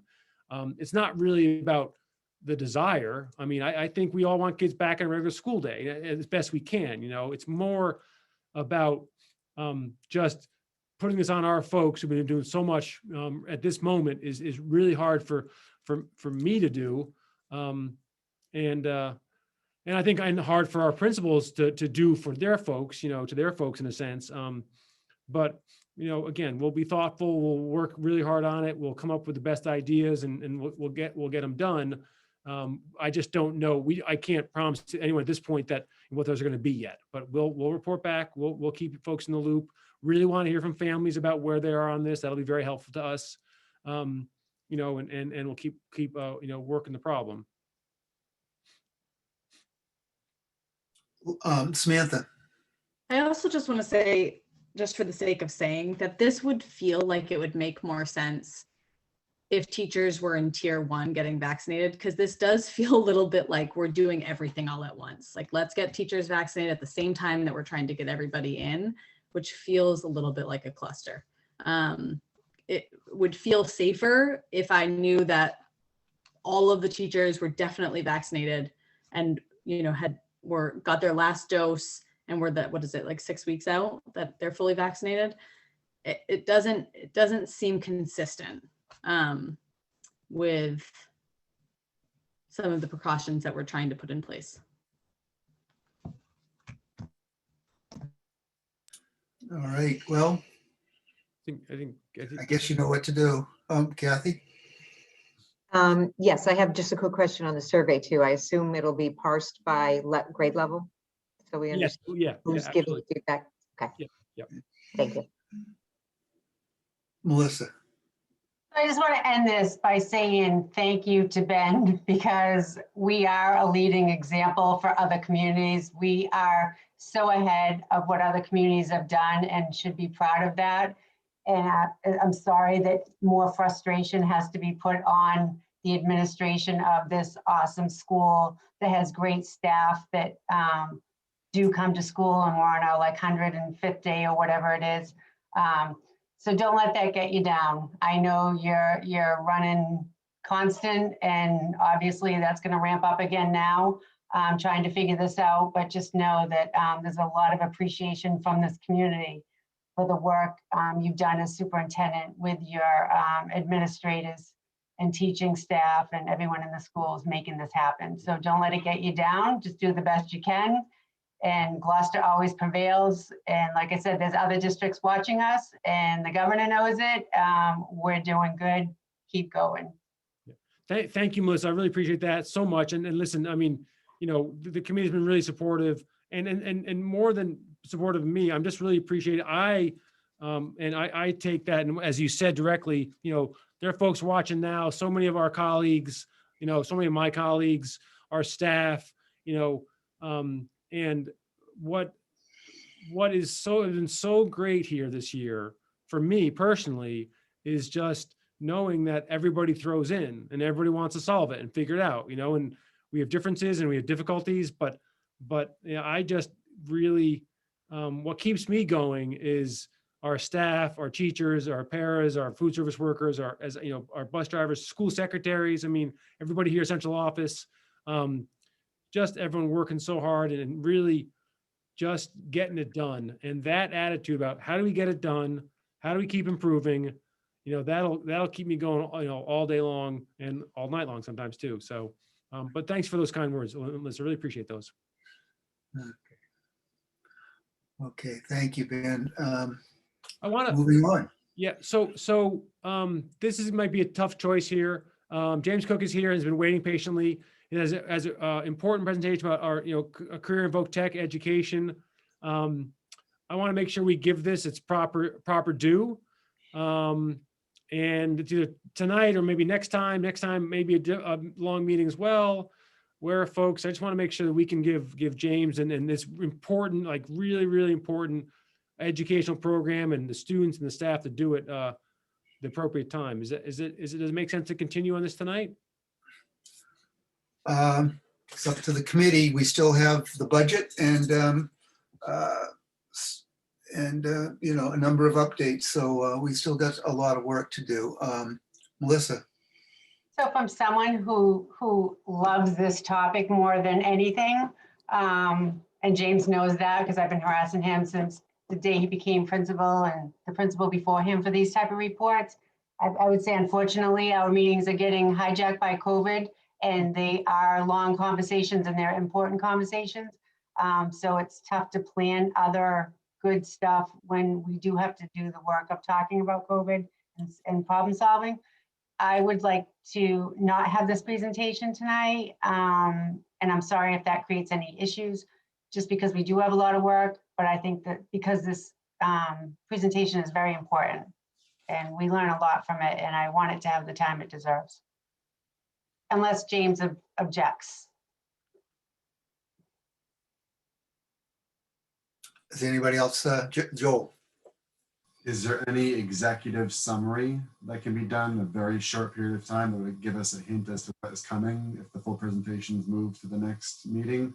Or is that at that point, are you in it to win it and there's no fixing it? Oh, no, I can give the elevator pitch version, Joel, if you want that flavor, you know, if that's what the committee decides. You know, I could give the whole report. I can come back, you know, I'm very flexible. If we come back, you know, we'll be further into the course selection process. So there'll be that information as well.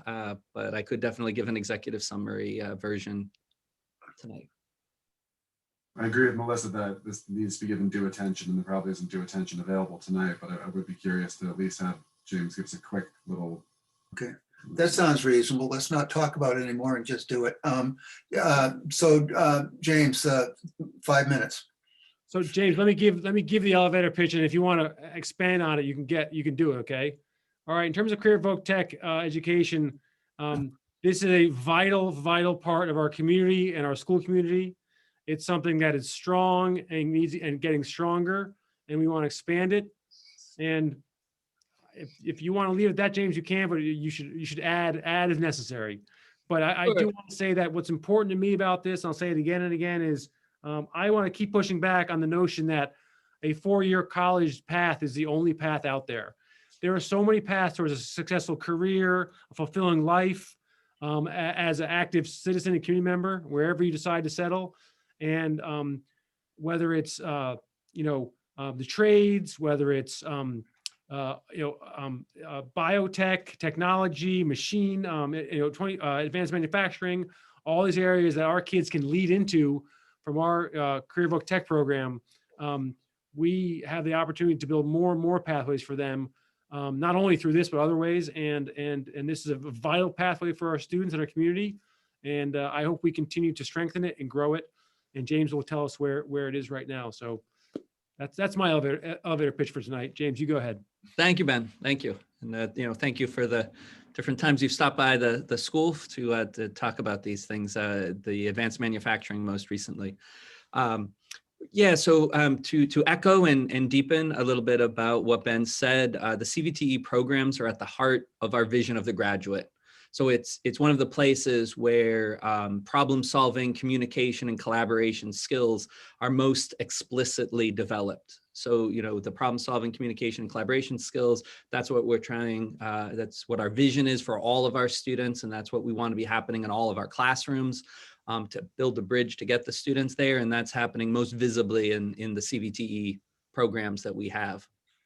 So I'll say that I'll just remind folks that it was on September 21st in the fall that we were able to begin in-person instruction. Just a few days after in-person instruction began at the elementary and middle level, we were able to begin in-person CVTE instruction very, very early in the year. I just want to highlight a few things from this year. You know, is the continuation of our general and program advisory committees. Those are going strong, and we're making our plans for our usual spring meetings.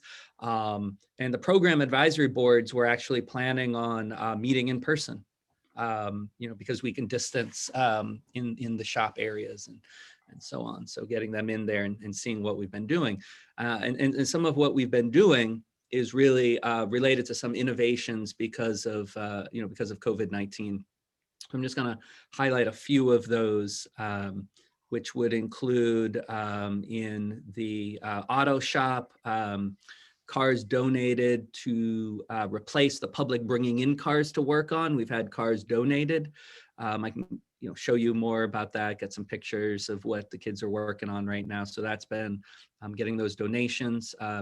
The Lion Wah GEF grant funded auto teacher position added in FY20 is another great thing. We're using the new lifts, new wheel service equipment is really impressive, and a lot of work being done on what we've been able to do with both the GPS budget combined with the Perkins grant funds. So it's another thing we'd highlight in the short version of this. In our carpentry program, our students have helped build a partition for the preschool to help them use the gym space in the preschool and divide up the area for educational purposes. Our students have built desks for remote academy students through our carpentry program as well. In the electricity program, we have mobile COVID-19 compliant electricity wiring boards that students can move around the space. It allows them to be more distant from each other than our old static booths. And we're now, again, beginning to move forward with a project we'd hoped for this year, which is a CVTE collaboration project of solar panels to be it's a collaboration also with all four programs, all four vocational programs and our DPW that we're starting to do that replanning for next year, picking up where we'd left it off at the time of COVID. And then in our advanced manufacturing program, we are, this summer, we will be resuming the General Electric Foundation grant funded project that you all approved last year for a community adult advanced manufacturing expansion program in our schools starting in the summer again, including, you know, with Matt Coy teaching those classes here. The advanced manufacturing program is also, we have a new computer lab and the classroom redesigned to be really better for learning, and also updating the computer equipment that the students use to design the products that they then use the milling machines and the lathes to actually create. I do have my, you know, my show and tell here for something that they recently created with the, in the advanced manufacturing program. Lastly, I'll just say something really super briefly about the enrollment. So we had expected to add across all the programs. This year, we would have added an additional 5 students as an increase in the program, despite having, you know, some of our recruitment events have to go virtual, despite various things having to go digital last year. We were going to have a 5-person increase across the programs, but because of students being remote, we've had a slight decrease in the total number. So in other words, students who were planning on being in the vocational programs this year for various reasons, those families decided they would be remote. So at this time, we're looking for ways of, making sure those students can resume or pick up somewhere in their program for next school year. So we do expect an increase again next year. So that's the elevator pitch version. Thank you, James.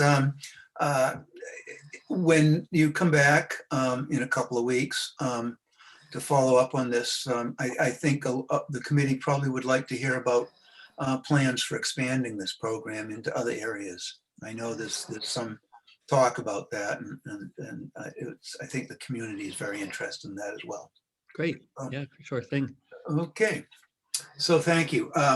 Let's keep moving, and thanks for your patience and all the good work you're doing at the high school. So, Thank you, everybody. Melissa, just a subcommittee report.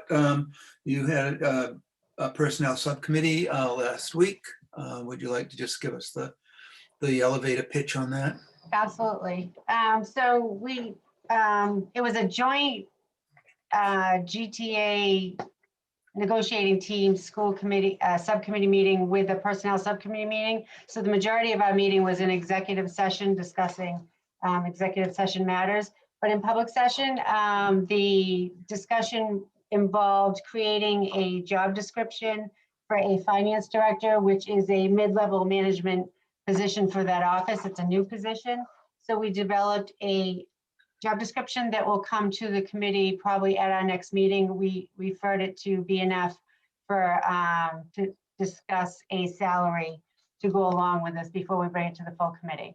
So it's pretty much just developing a job description. It was a great conversation, a lot of input. We looked at a lot of resources and came up with a good plan to move forward with this position, and you'll hear more about it when you see it in a couple weeks. Okay. Great. Any questions? I do. You're creating a position for what? It's a mid-level position in the finance office. Why?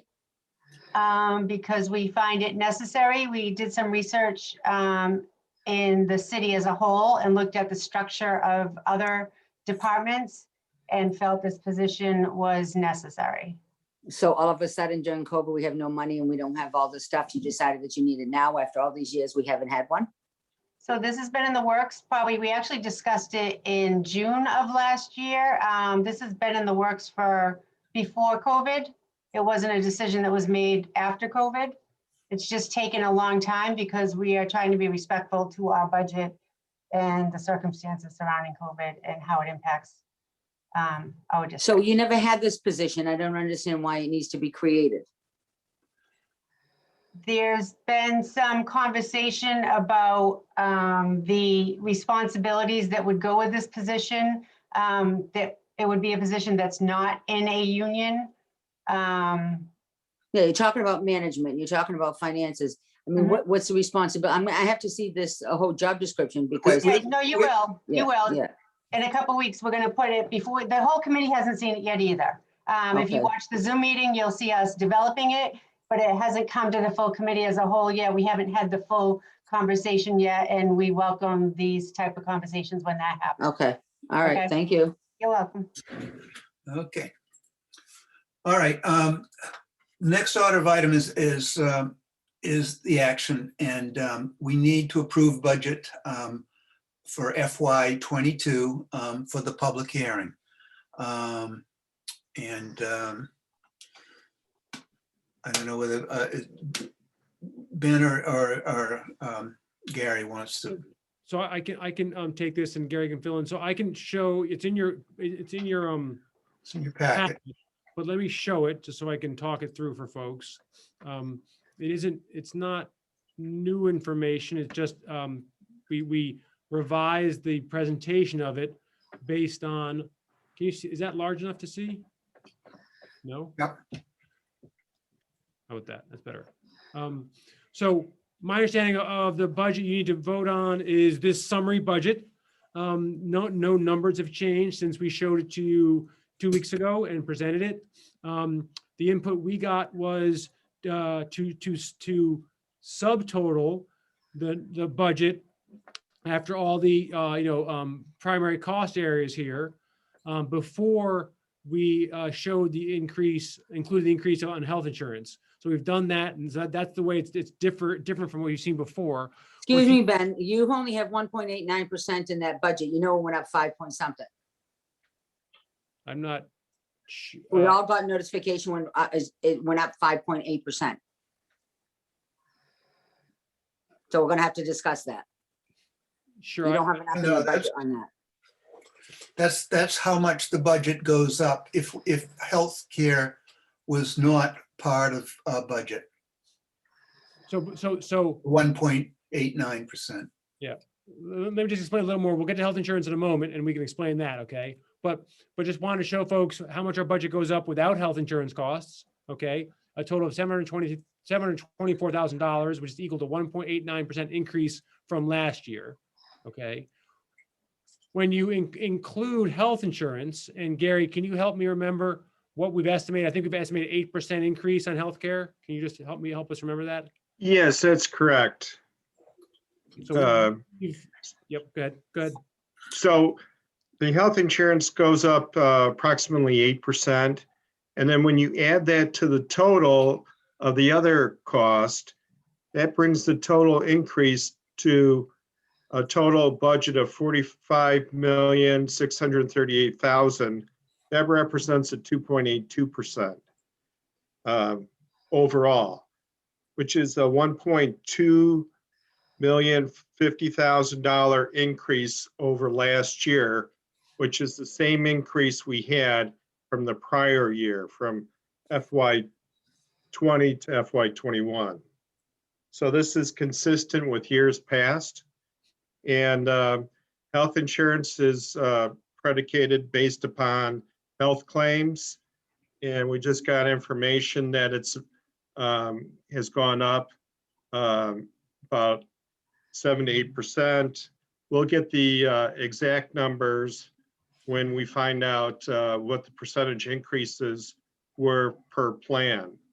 But so far we got was preliminary information. And again, the totals did not change. We presented this budget in January to the B&F committee. Ben and I presented the same budget in February to the school committee. And then at the last B&F committee, we went through the entire budget book.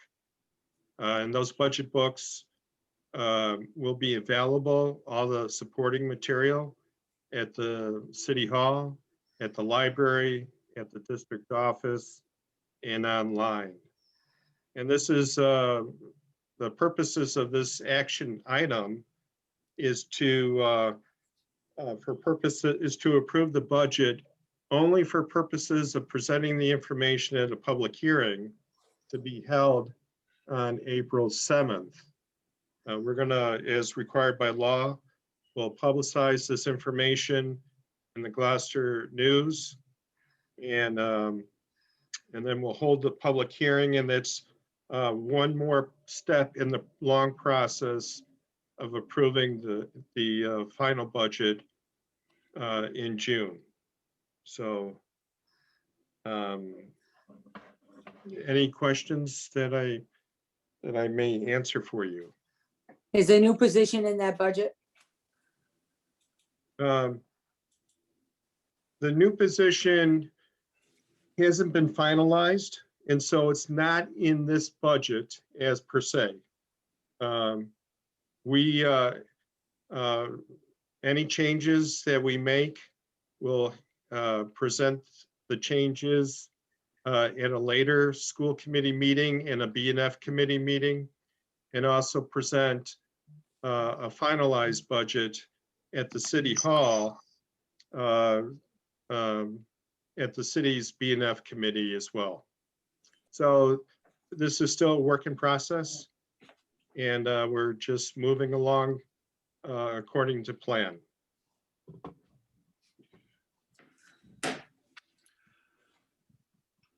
Okay, I can't see everybody, so if you have a question before we make a motion and deliberate,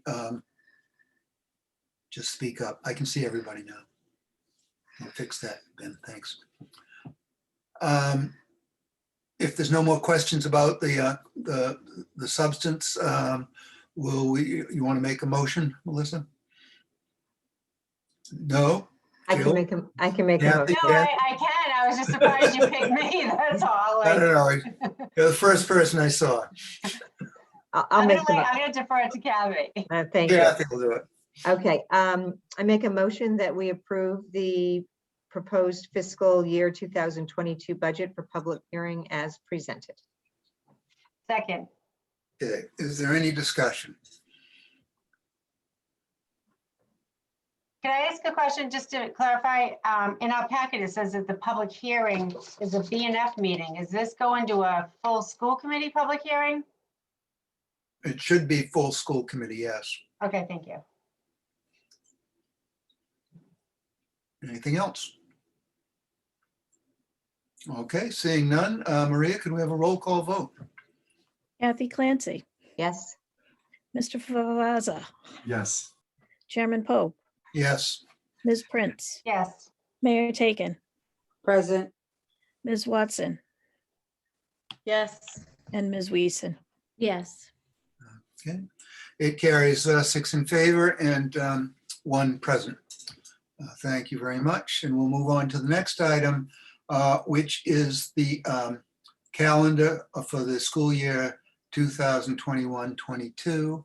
And is Greg going to do that or Ben? Greg will do that. Okay, Mr. Bach. Sure. We don't have, we're actually back more to the kind of calendar we are used to seeing. This past year's calendar was quite a bit different, with a number of days at the beginning of the year, a number of adjustments throughout the year. So if we could take a look at, Ben, do you want to display that calendar or just have people look at it in the packets?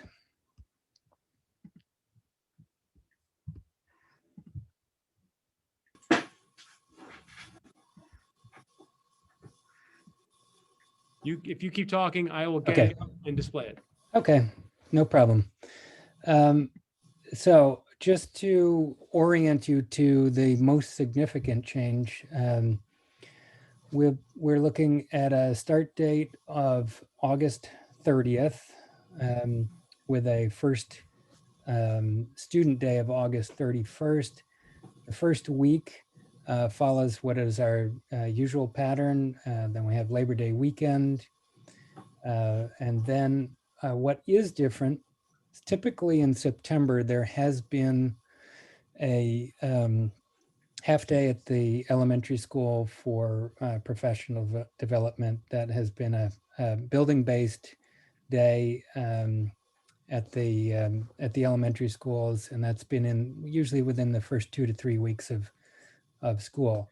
This year, however, since the 14th of September is a primary election day, and they will be voting in the schools, which is quite disruptive. We've heard from principals over the years about just what a challenge that is from a management perspective, a security perspective.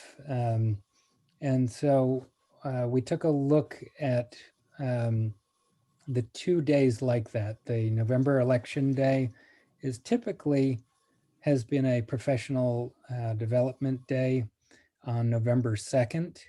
And the big change this year really is to move that professional day from falling on November 2nd and to move that up to September 14th. And that does 2 things.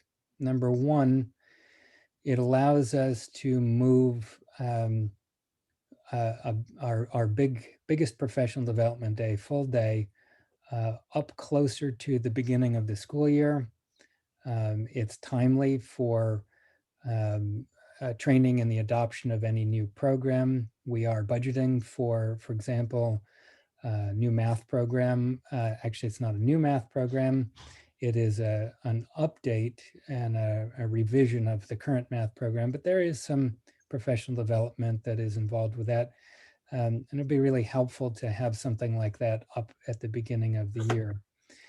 This is also a reflection on the fact that we had 10 days this year at the beginning of the year, and there was a lot of really good feedback about being able to front load so much of that professional development. So we thought we would try next year to utilize, take advantage of that primary election day on the 14th and do our full professional day on that day so that we avoid having school and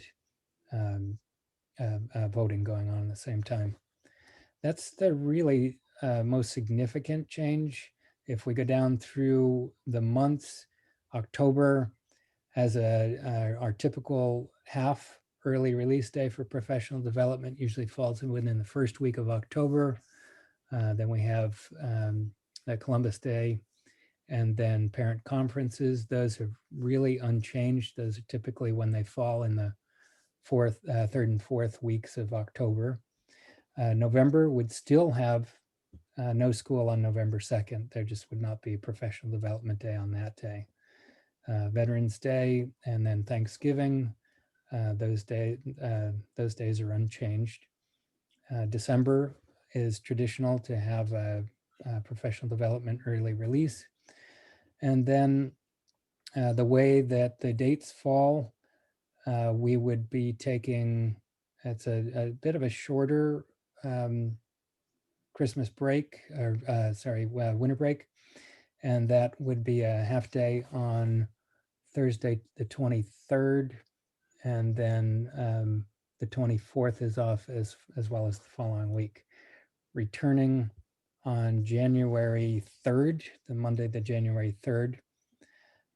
Again, actually the month of January, we sometimes have professional day in that month, but in conversation with the high school and the middle school, as far as grading periods and also midwinter benchmark assessments at the elementary schools, we decided to shift the February early release just a little bit later to the 8th of February to allow those assessments to come in and for grading to be done, which leaves us a half day early release in March on the 22nd.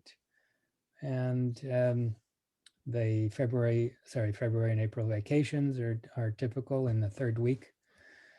And the last day of school would be, without any snow days, would be on June 14th.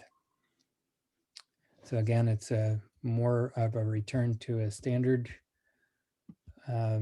schedule, with the one exception of moving the professional day in November to the 14th of September. I'd be happy to answer any questions if I can. Thanks. My only comment, we did this last year. The draft came in with the Friday for Labor Day weekend, the day off, and we changed it last year to have them go to school for that day, because it's still a 3-day weekend with a holiday on the Monday. And there was discussion last year about the fact that, you know, if you're in for 3 days and out for 4, those 3 days kind of they're not very productive days. And you're still kind of starting back over when you get back in on the 7th, trying to get these kids out of the summer mindset and into the school year mindset.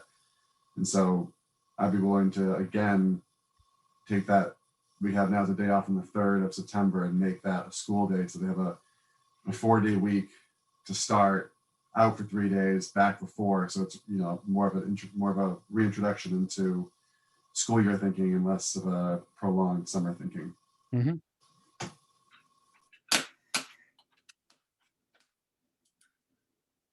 Laura. Thank you. So sort of referring back to our earlier conversation, we had talked at some other point about having some summer, potentially having some summer programs to deal with sort of all the changes from this year. I'm assuming none of that is, scheduled or planned, but I'm just looking at this starting in August, which just feels early. I know that's not rational, just feels early. Just, is there anything about how we, if we do end up having programs in the summer and then going into school on August 31st, just, I don't know if it matters. It may not matter if there's a break between those two things. Just something I'm observing. When you are referring to summer programs, are you referring to professional development or the summer school? I'm referring to sort of vague conversations we've had about summer schools to identify for learning loss potential, for potentially. So I'll give you an idea of the dates on that. Just I understand your point about giving a break from the end of that kind of learning loss school and the start of school. This is really in line with not only past practice, but also the contract as far as when we would begin. But we are planning on being able to start at the elementary schools in particular, planning on starting June 28th. And the way things fall, there's no interruption from 4th of July in the midweek. So we end up being able to do 5 weeks and finish by July 29th. So it ends up providing good 4 solid weeks before school starts again. So I feel that's a fairly reasonable break before starting again. Yeah, okay, thank you. Melissa? Thank you. Greg, can you remind me again why we have Friday the 3rd off in September? This is I do recall the discussion well, and then things got obviously changed from, with the beginning of this year and the professional development 10 days. It has been, when we look back at the way it has been done in the past, and so we put in what had been,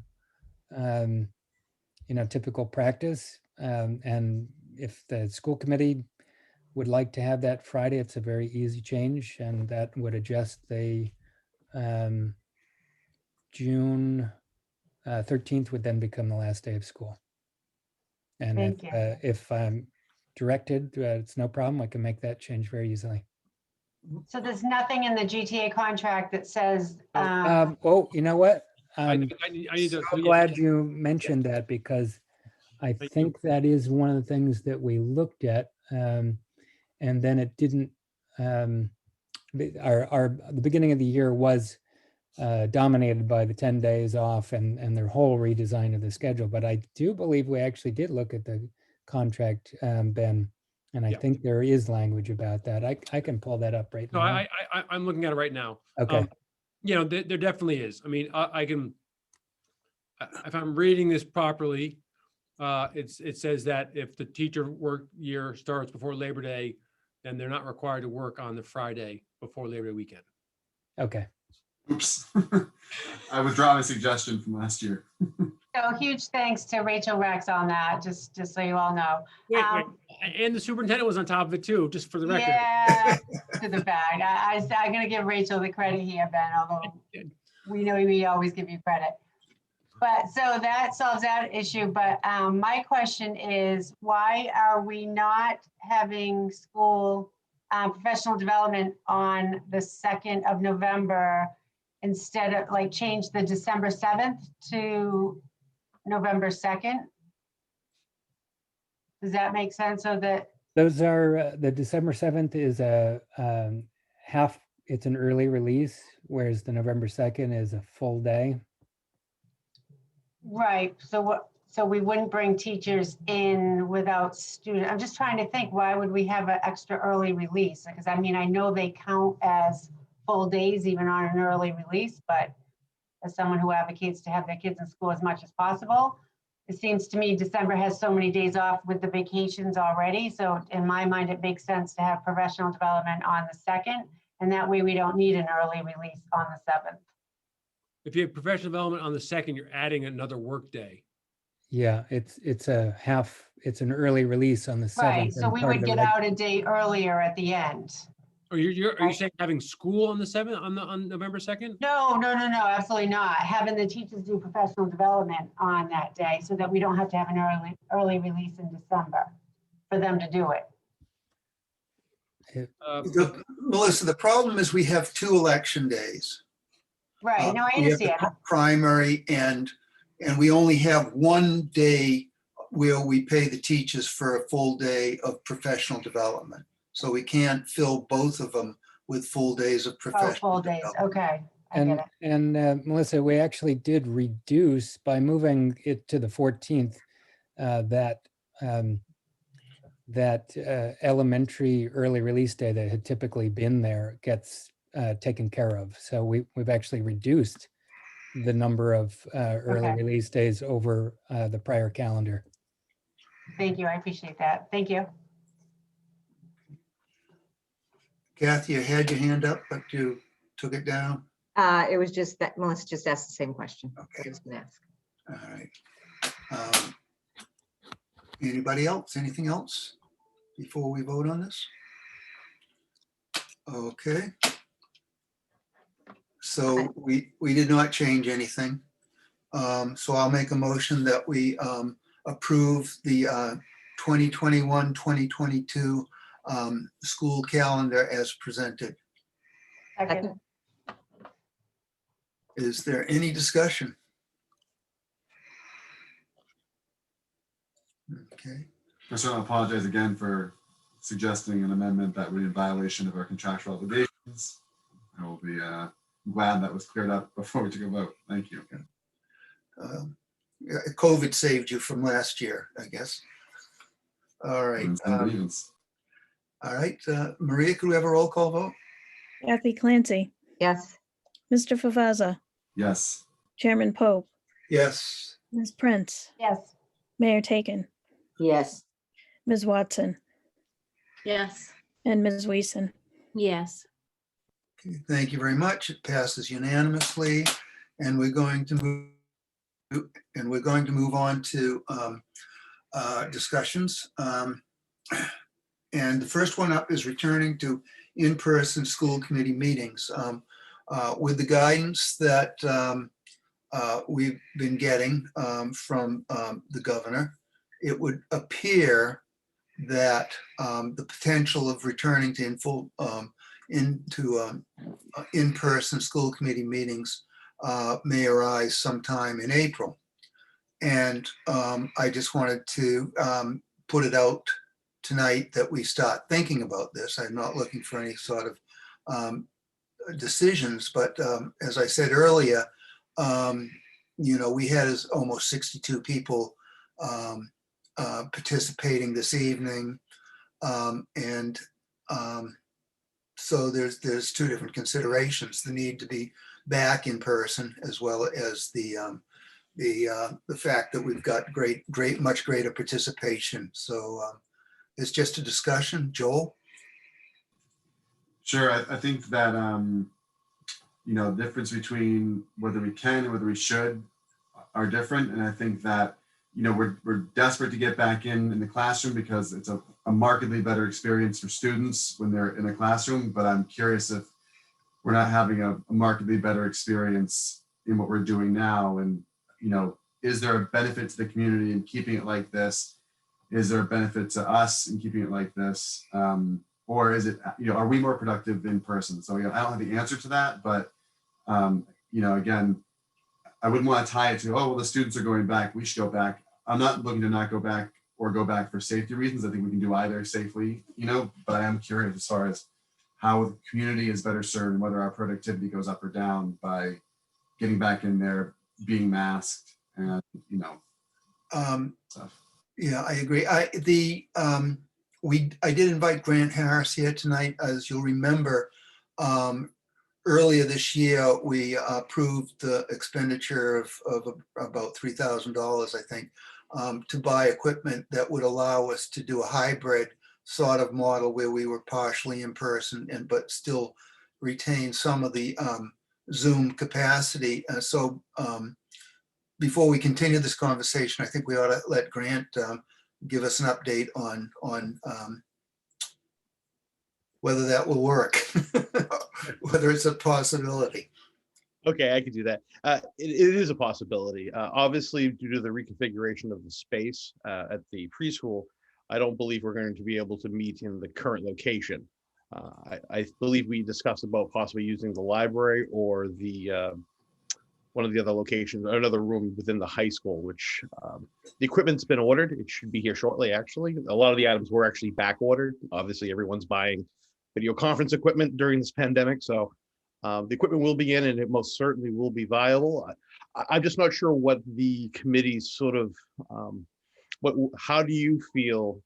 How do you want to set up and arrange? I mean, I think the initial configuration was a central large TV with a device pointing at the table with everyone equally distanced apart. But then that most certainly can be done and managed through a single screen. One person would be presenting the agenda, put it up on the screen like you did in the old school committee room. It's completely viable, and you can most certainly have the people participate remotely, and they can come and talk, speak over the speaker as well. I just don't know if you have a need to have people be in person from the public side to speak, or is it going to be you in person and the public attending remotely? We don't know. We're trying to figure that out, but it's good to know what's possible. So what you're saying is that one model would be that the school committee and different administrators would be in the room in person, and that the public could participate remotely. Correct. As they do now. Yeah, but the school committee would all be in one room. Correct. In person. And if for whatever reason a school committee member cannot make it that evening, or a presenter or a guest, they can still join as if they would. They do now. So you have flexibility. And what if some of the public wanted to attend in person? That is possible. We would have to look at configuring the room to, appropriately space things out, Sure. so that they can actually see the screen as well. We'll have to look at arrangements of that. But I think a simple, easy phase one would be, it's easier for us to work on the committee being there and the public stay remote. But I'm open to any and all suggestions. I would like to get the hardware built, set up, and I want to run some demos, some tests. Me and my staff will definitely be putting it through its paces to make sure that it's going to meet all our needs. And yeah. Okay. And I encourage every one of the school community to join in this test if they would like. Okay, well, they all want to talk now. So Kathy, and then Melissa, then Samantha, then Laura. Yeah, I'm in favor of coming back in person. I watched the Board of Ed meeting the other day, and they had people in kind of longer tables. Doesn't matter what it is that you're sitting at. They were sitting facing the same direction, like our classrooms are currently configured. So they have the distance on the side, difference front to back, and they're all facing the same direction. I think the chair was sitting perpendicular. So I think it probably is going to be helpful for any of us to kind of look to see what configurations are people doing out there that are that we think work. I know they had a cameraman going from person to person, which I can't imagine we would do that, but it was just, to me, it was a good example of how it worked. I think people that were speaking were off in some other room, and they came in to enter, and they did their part in the front of the room, and then they left when they were finished with their either public comment or their presentation if they were a speaker as part of the meeting. So anyway, I thought it was a good example, and as a visitor watching the meeting, to me it was a very good experience seeing what was going on. It was handled very well. Actually, that's an interesting point. You're talking about having the public in a different location. There's nothing that prevents us from having another device or workstation in basically a guest speaker location. They could go into another room, separate from the committee, or they could do it in a separate section in the same room as well. Yeah, we have options. Technology allows us to do those things. Okay. I forget what I said. Melissa? Thank you. So what I envision is, and what other school committees are doing, is that the school committee as a whole is back in person. they're sitting 6 feet apart or 3 feet apart or whatever they feel comfortable that in the tables. And there's a camera posted that can see all of us and where we're sitting.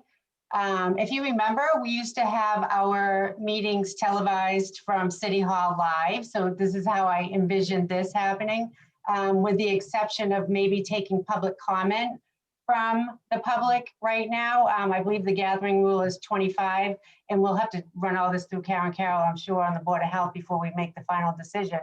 But having 25 people in the room where we're 8 or 9 members with some administration, I think we should be doing everything in person, the whole committee, not televising half in, half out. That's a remote participation issue.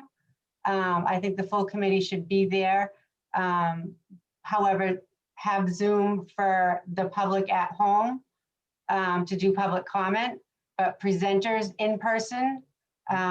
I think it's hypocritical that we're doing this when our staff is in school. I know I go to work and engage with the public every day. A lot of people are now. So I think we're at that part where we're starting to come back, and I think we can do it safely and that we have an obligation to do that.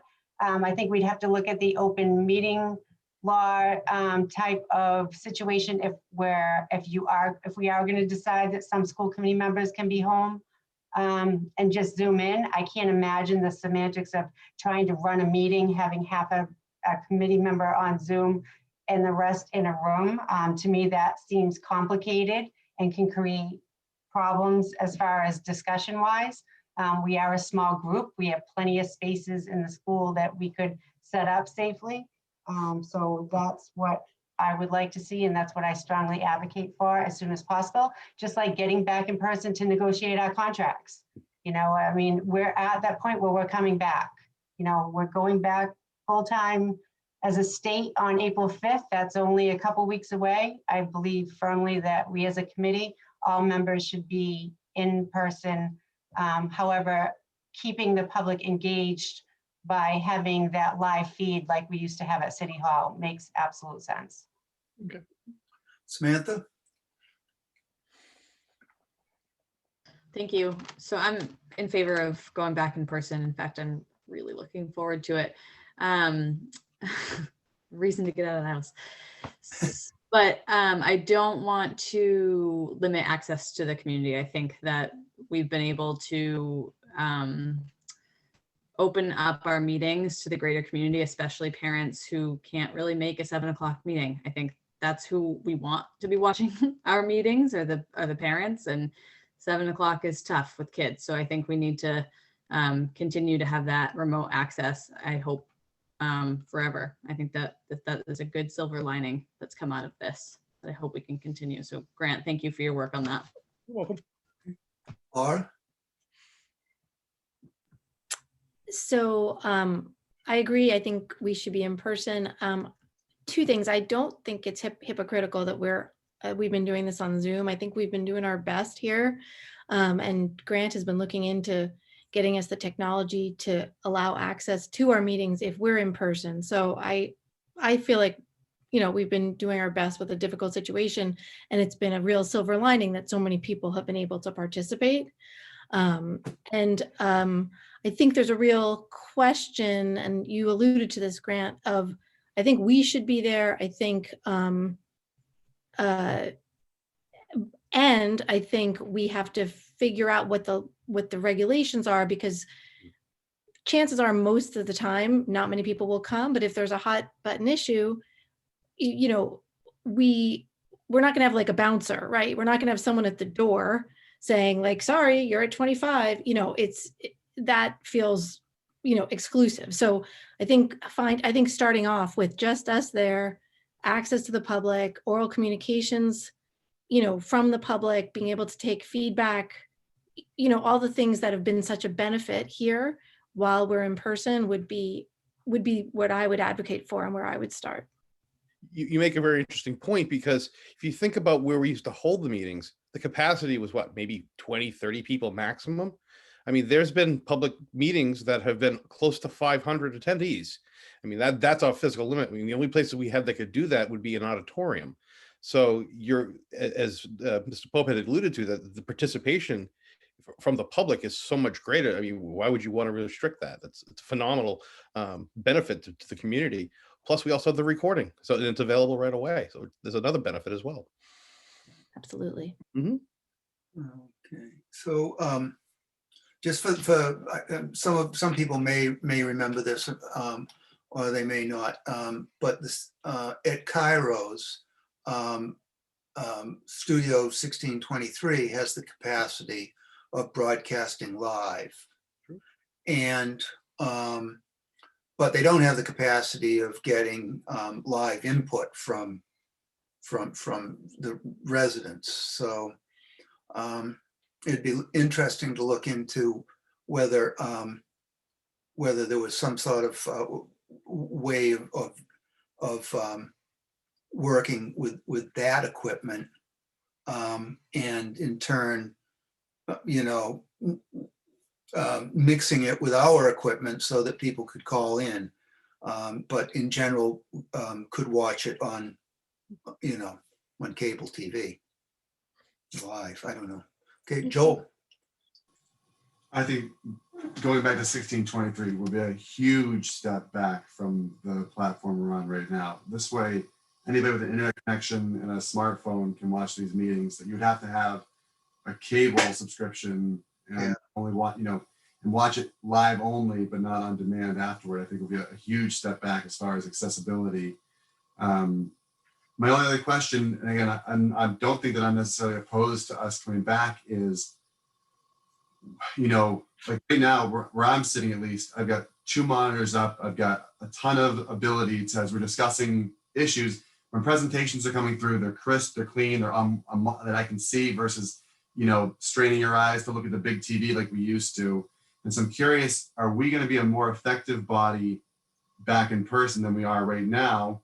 And then the second thing I would point out is that we had agreed previously to the pandemic to move our meetings from the preschool to the library, and I hope we'd stick with that if and when we do return in person. But I'm just curious to hear what other people, think there's some passion about getting back together in person, and I'm curious why, if and why you would think that that's a more productive meeting.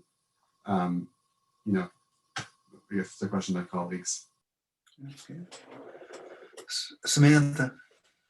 Joel, I can only speak to myself, but I personally feel like I'm a more effective communicator in person. That's just my own personal comfort level. I'm not as comfortable looking at people on a screen. So I think we can have more authentic conversations in person.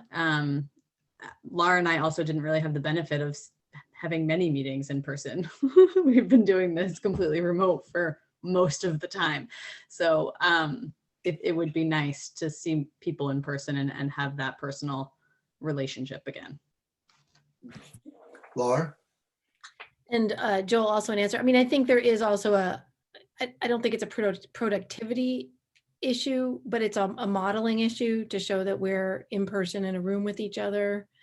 I think makes an important statement. I do think that it may be that there are times when members can't attend in person. And so that doesn't mean they'll be remote, they just won't attend. This has allowed, in some cases, especially with lack of childcare resources, this has helped.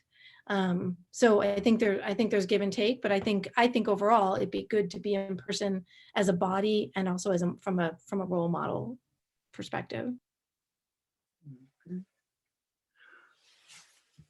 Okay, anybody else? I just for the record, remote participation by members of the committee has been, a possibility since long before this. I remember the first time we tried it, or the city council tried it, and Bruce Toby was calling in from Florida on some critical vote. So that's been in place for a long time. So I don't think there's any real issue about if a member had a reasonable reason for not being at the committee that they couldn't participate remotely if we had that capacity. So we will continue to try to refine all of these these ideas and come up with a you know, we'll work with Grant and come up with a model that we might take a look at and see if it'll work. But I clearly we're not going to be meeting at the preschool. It would have to be either at someplace at the high school or perhaps even the middle school. But if Grant says the equipment's at the high school, then I'm assuming that this equipment is not going to be exclusively used by the school committee, that it's going to be able to be used for other meetings and such, would be my assumption. I may be. That is correct. That was when we originally had the discussion about the funding source. It wasn't just a school committee asset. It's a district asset. Right. If you need to move it. It's large, but it could be moved from location to location. But I know that James and some of the staff thought that would be very useful when they're doing some training and education to be able to have staff together in a large room and be able to use that as well. So I think this kind of type of system will definitely prove valuable far beyond just the school committee. And we may look at this type of model for other options in other schools as well down the road. So one room that we might consider would be the lecture hall too. Absolutely. Well, if it's in the library, I should be able to wheel it to the lecture hall. Well, I'm just saying, but just because of the way it's set up, that may work too. Samantha. I'm just wondering, is there a location perhaps at West Parish that doesn't allow community members, if they are to come in person, to have access to the hallways? Does that make sense? Right. So the library at the high school allows community members to have access to the school building. Does West Parish have a place where you could just walk into the cafeteria and the rest of the school building is locked, so there's no security issues? West Parish could be separated that way, yes. Yeah. But there's no large seating per se. There's no auditorium at West Parish, but yeah, the building was designed to lock the academic wing if you had to. It says the member from West Gloucester. I'm from Magneso. But West Parish does have the capacity of keeping the gym and that wing of the building open and keeping the academic areas closed off. I'm just wondering if that's something that we should consider just for security reasons. Melissa. Are we going to have to make sure of a custodian is there? I believe the high school has custodians at night still, maybe? Because I think we have to have a custodian available if we're going to be in the building. And that's why we were at the preschool, because we didn't need to do that. Right. That's a consideration.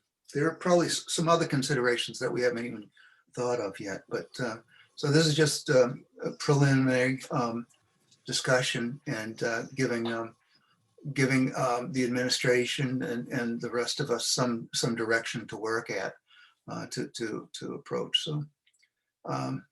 So we can move on and we'll report back. Right, Grant? Absolutely. Thank you, sir. The next order of business is the East Gloucester Veterans Memorial School Building Committee update. Who wants to start on this? Are you going to start, Ben, or Kathy? Yeah, I can start. So this month there are at least three school building committee meetings as we head towards the submission to MSBA, on design development phase. That submission will there's a couple things. Excuse me. It's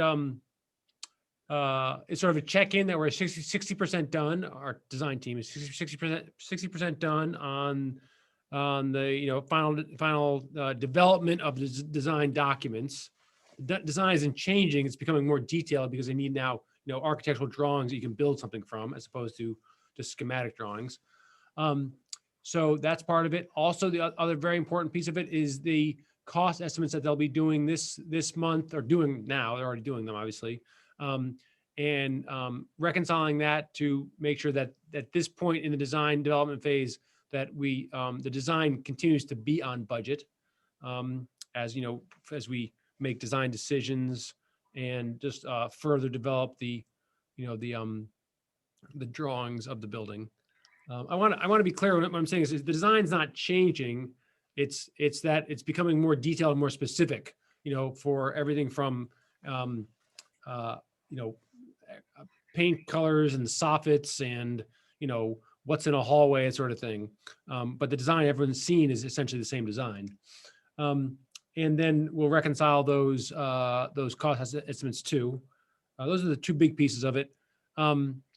We've also will come back to the school committee, as we mentioned, in March, on the March 24th meeting, and give you a more complete presentation on the progress made on particularly on from the exterior and interior subcommittees of the school building committee, as well as updates from the number of meetings that have happened related to traffic, related to working with the fire department and police and other folks that the design team's been working with. But you can expect that on March 24th. Okay, and the joint school committee city council meeting on April 1st will be completely devoted to the building project. And there'll be a presentation. The traffic engineer will be there, as well as the design team and our OPM, and perhaps even our contract manager at risk. Just to elaborate a little bit on the reconciliation of what they're doing now is they're 60% done on the final working drawings from which the building will be built, and they're doing cost estimates, and the cost estimates are done. There are 3 different cost estimates done: one by the contractor, one by the design team, and one by our OPM. And not that they do them themselves, they generally have subcontractors that specialize in this. And then they take those 3 different estimates, and they all sit down in a room and look at what's different between what one thinks something's going to cost and what the other ones think something's going to cost. And then they kind of hash it all out and come up with a final budget. Now, if that budget exceeds the budget that we approved, then they'll start talking about doing some value engineering is the term that they use, and which is basically cutting costs somehow, and so that they get back in line. So that's the process that we're in right now.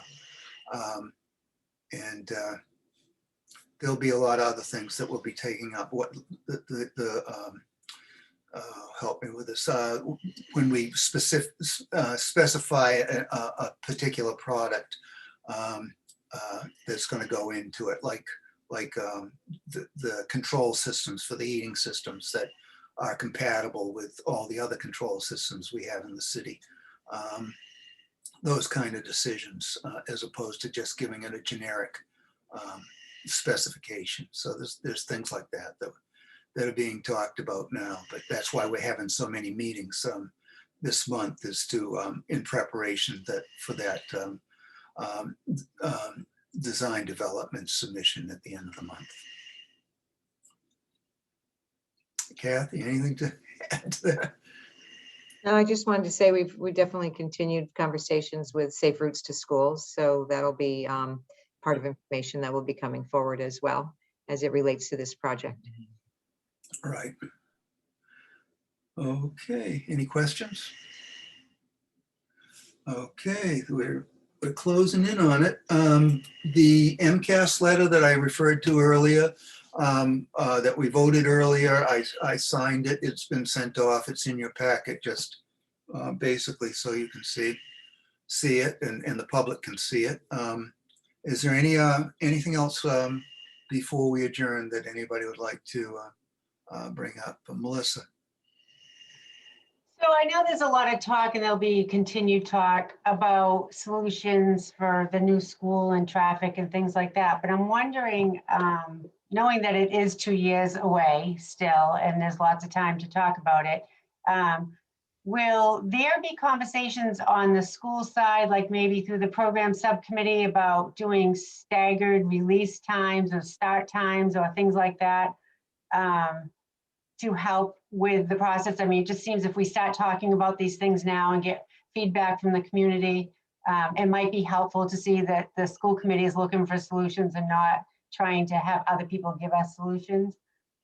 We have done staggered release times at O'Malley when we had 5th grade up at that school for a couple of years. I think East Gloucester was doing staggered release times. So when is the school committee as a whole going to have that opportunity to talk about solutions presented, or regarding the traffic and other matters involving the new school? Well, if you're talking about, operational issues, there's time to talk about that. It's not going to affect the design, right, or the construction of the building. And certainly operational issues are there's a couple of years to talk about that. And so I guess my concern is, we're reaching out to people like the Traffic Commission to give feedback, but yet we haven't discussed it amongst ourselves. I mean, a lot of it is common sense. Can we put in blinking lights like Gorton has to cross the streets? Let's be firm and get our messaging out there about the policies we have about crossing highways and unsafe areas and things like that. What exactly is busing going to look like? How many kids are going to be on the bus? I mean, because there's so many conversations going on by people that we haven't had direct contact with, and the facts that they are putting out there are not true. So it just seems to me we need to get hold of this conversation and get actual information out to the public, like exactly how many buses are going to come, how many kids may be on those buses. What does busing look like in the past between East Gloucester and Veterans before COVID came into the picture and everyone started driving their kids to school?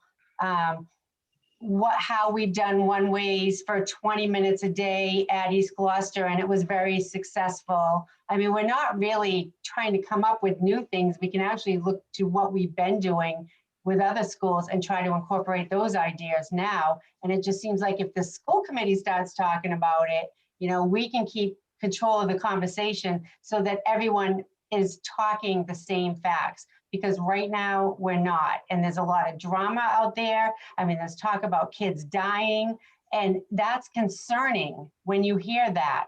And so I just feel like we need to be talking more about traffic and solutions amongst ourselves, so that the right message is getting out there to get good, solid recommendations back if people have ideas to help us based on facts, not speculation. Because it just seems like there's too much speculation right now because there's too many different conversations going on with different groups. So how do we do that? I mean, you and Kathy are the building committee representatives. So 2 of us, this group as a whole, including Ben and Gary, you're part of this group as well. So it just seems to me we should be expanding the conversation and deciding how to move forward as well, not just all these different groups of people talking and not talking facts. So how do we rein this in? At the joint meeting, the presentation, there'll be a presentation on the traffic. The recommendations are fairly clear that the traffic engineer made as for what can be done about local traffic. But and that was why it was presented to the Traffic Commission for them to weigh in on what could be done on the public roads. They took their mandate and expanded it exponentially. But you're right. There's a lot of misinformation. There's a lot of things. So hopefully that conversation will start at the joint meeting. So that's the beginning of April 1st. So we'll get a presentation, and from there we can start having conversations about what the school committees would like to see happen. So we got a lot of hands up. Joel, you're first, I think. Sure. I think to piggyback on that, again, prior to COVID kind of detonating everything, we had just begun to think about encouraging more busing over at West Parish to kind of alleviate the drop-off issues they were having. And so this may be a time to kind of, revisit. We're kind of thinking as a committee that we want to encourage busing and promote busing, and maybe look at the busing fee and look at the busing rules and say this would be a good time to, because that won't be an overnight solution. Maybe this would be a good time after that joint meeting to start, reintroducing busing as a viable option and try to discourage drop off and encourage bus usage as one of the ways in which this problem gets addressed. So it'd be cool if we as a committee took that back up, in the upcoming months. That's a really important thing. Kathy? I just wanted to follow up too on the conversations with our representative for Safe Routes to Schools. I mean, exactly what you say, Joel. How do you make getting on the bus cool again? How do we, and I know the school committee needs to have conversations, but we need to, I think this April 1st meeting, to have the conversation about circulation at the school and some of the suggestions that are not just on the school property, but on the roads around the school have to be a community conversation. Obviously we can be leading and definitely giving it much more visibility and thinking it through and surveying parents and trying to really put in place. I mean, what Safe Routes to School can do is help us educate families, not just the new school families, but literally start educating across our schools now, so that when we do open the new school, hopefully things like meeting somewhere and walking, 4 blocks to school as a group could be part of a fun part of school for people and a family. Maybe it's a way that parents get to know each other better, right? So, I mean, there are a lot of things about building community that also will help us. They use the term arrival and dismissal, not drop off and pick up. So just the semantics of the fact that we want to dismiss students to their parents doesn't mean the parents need to pick them up. So I think they'll have some really good ideas to bring forth from an education perspective and from a resource perspective, not necessarily money, but best practice, other places that have kind of changed culture and what can we possibly do. So I definitely was thinking that this woman from Safe Routes to School should either come quickly to the full school committee, maybe by, next fall, when we can start having conversations about kind of normal operations of traffic and school and busing and things. I think anything earlier would be premature given the situation we're in, and things are not typical. And we can then go from there as an education, as a safety discussion at BNF, all that. So I think April 1st is kind of a key point for everybody to gather all that information, figure out, how we want to move forward with the pieces of it, in terms of advocating on the city side for things like the lights and things like that. Okay. Samantha, you had your hand up, you still? No, I also want to just continue the conversation about increasing bus ridership, and I think Kathy and Joel covered all the pieces, so thanks. Ben? Yeah, just maybe last piece on this is that the intention of going to the traffic commission, the school committee, the city council, Safe Routes, and also hearing from the public is to generate ideas that will make this work better and be safer, and so that's the process we're in, and which is great and very helpful. And I just want to encourage folks, yourselves and others, to keep doing it in such a spirit. Obviously, the voters have voted, the school and the city, and we've gone through all the various pieces here. And the school is, we're building a school there, and so now all of our responsibility is to make it the safest possible arrival and dismissal. And we can do that. We will do that. And just also continue to look for suggestions and improvements. So they can, the best ideas can come from anybody. And so we need to keep on delivering those suggestions in that spirit, I hope. Anything else? Do we have a motion to adjourn? So moved. Second. Okay, thank you. Maria, roll call vote. Kathy Clancy, Yes. Mr. Favazza, Yes. Chairman Pope, Yes. Ms. Prince, Yes, good night. Mayor Taken, Yes. Ms. Watson, Yes. and Ms. Weason. Yes. Okay, the meeting is adjourned. Thank you very much, and we'll see you all soon. Good night. Good night, Good everyone. night.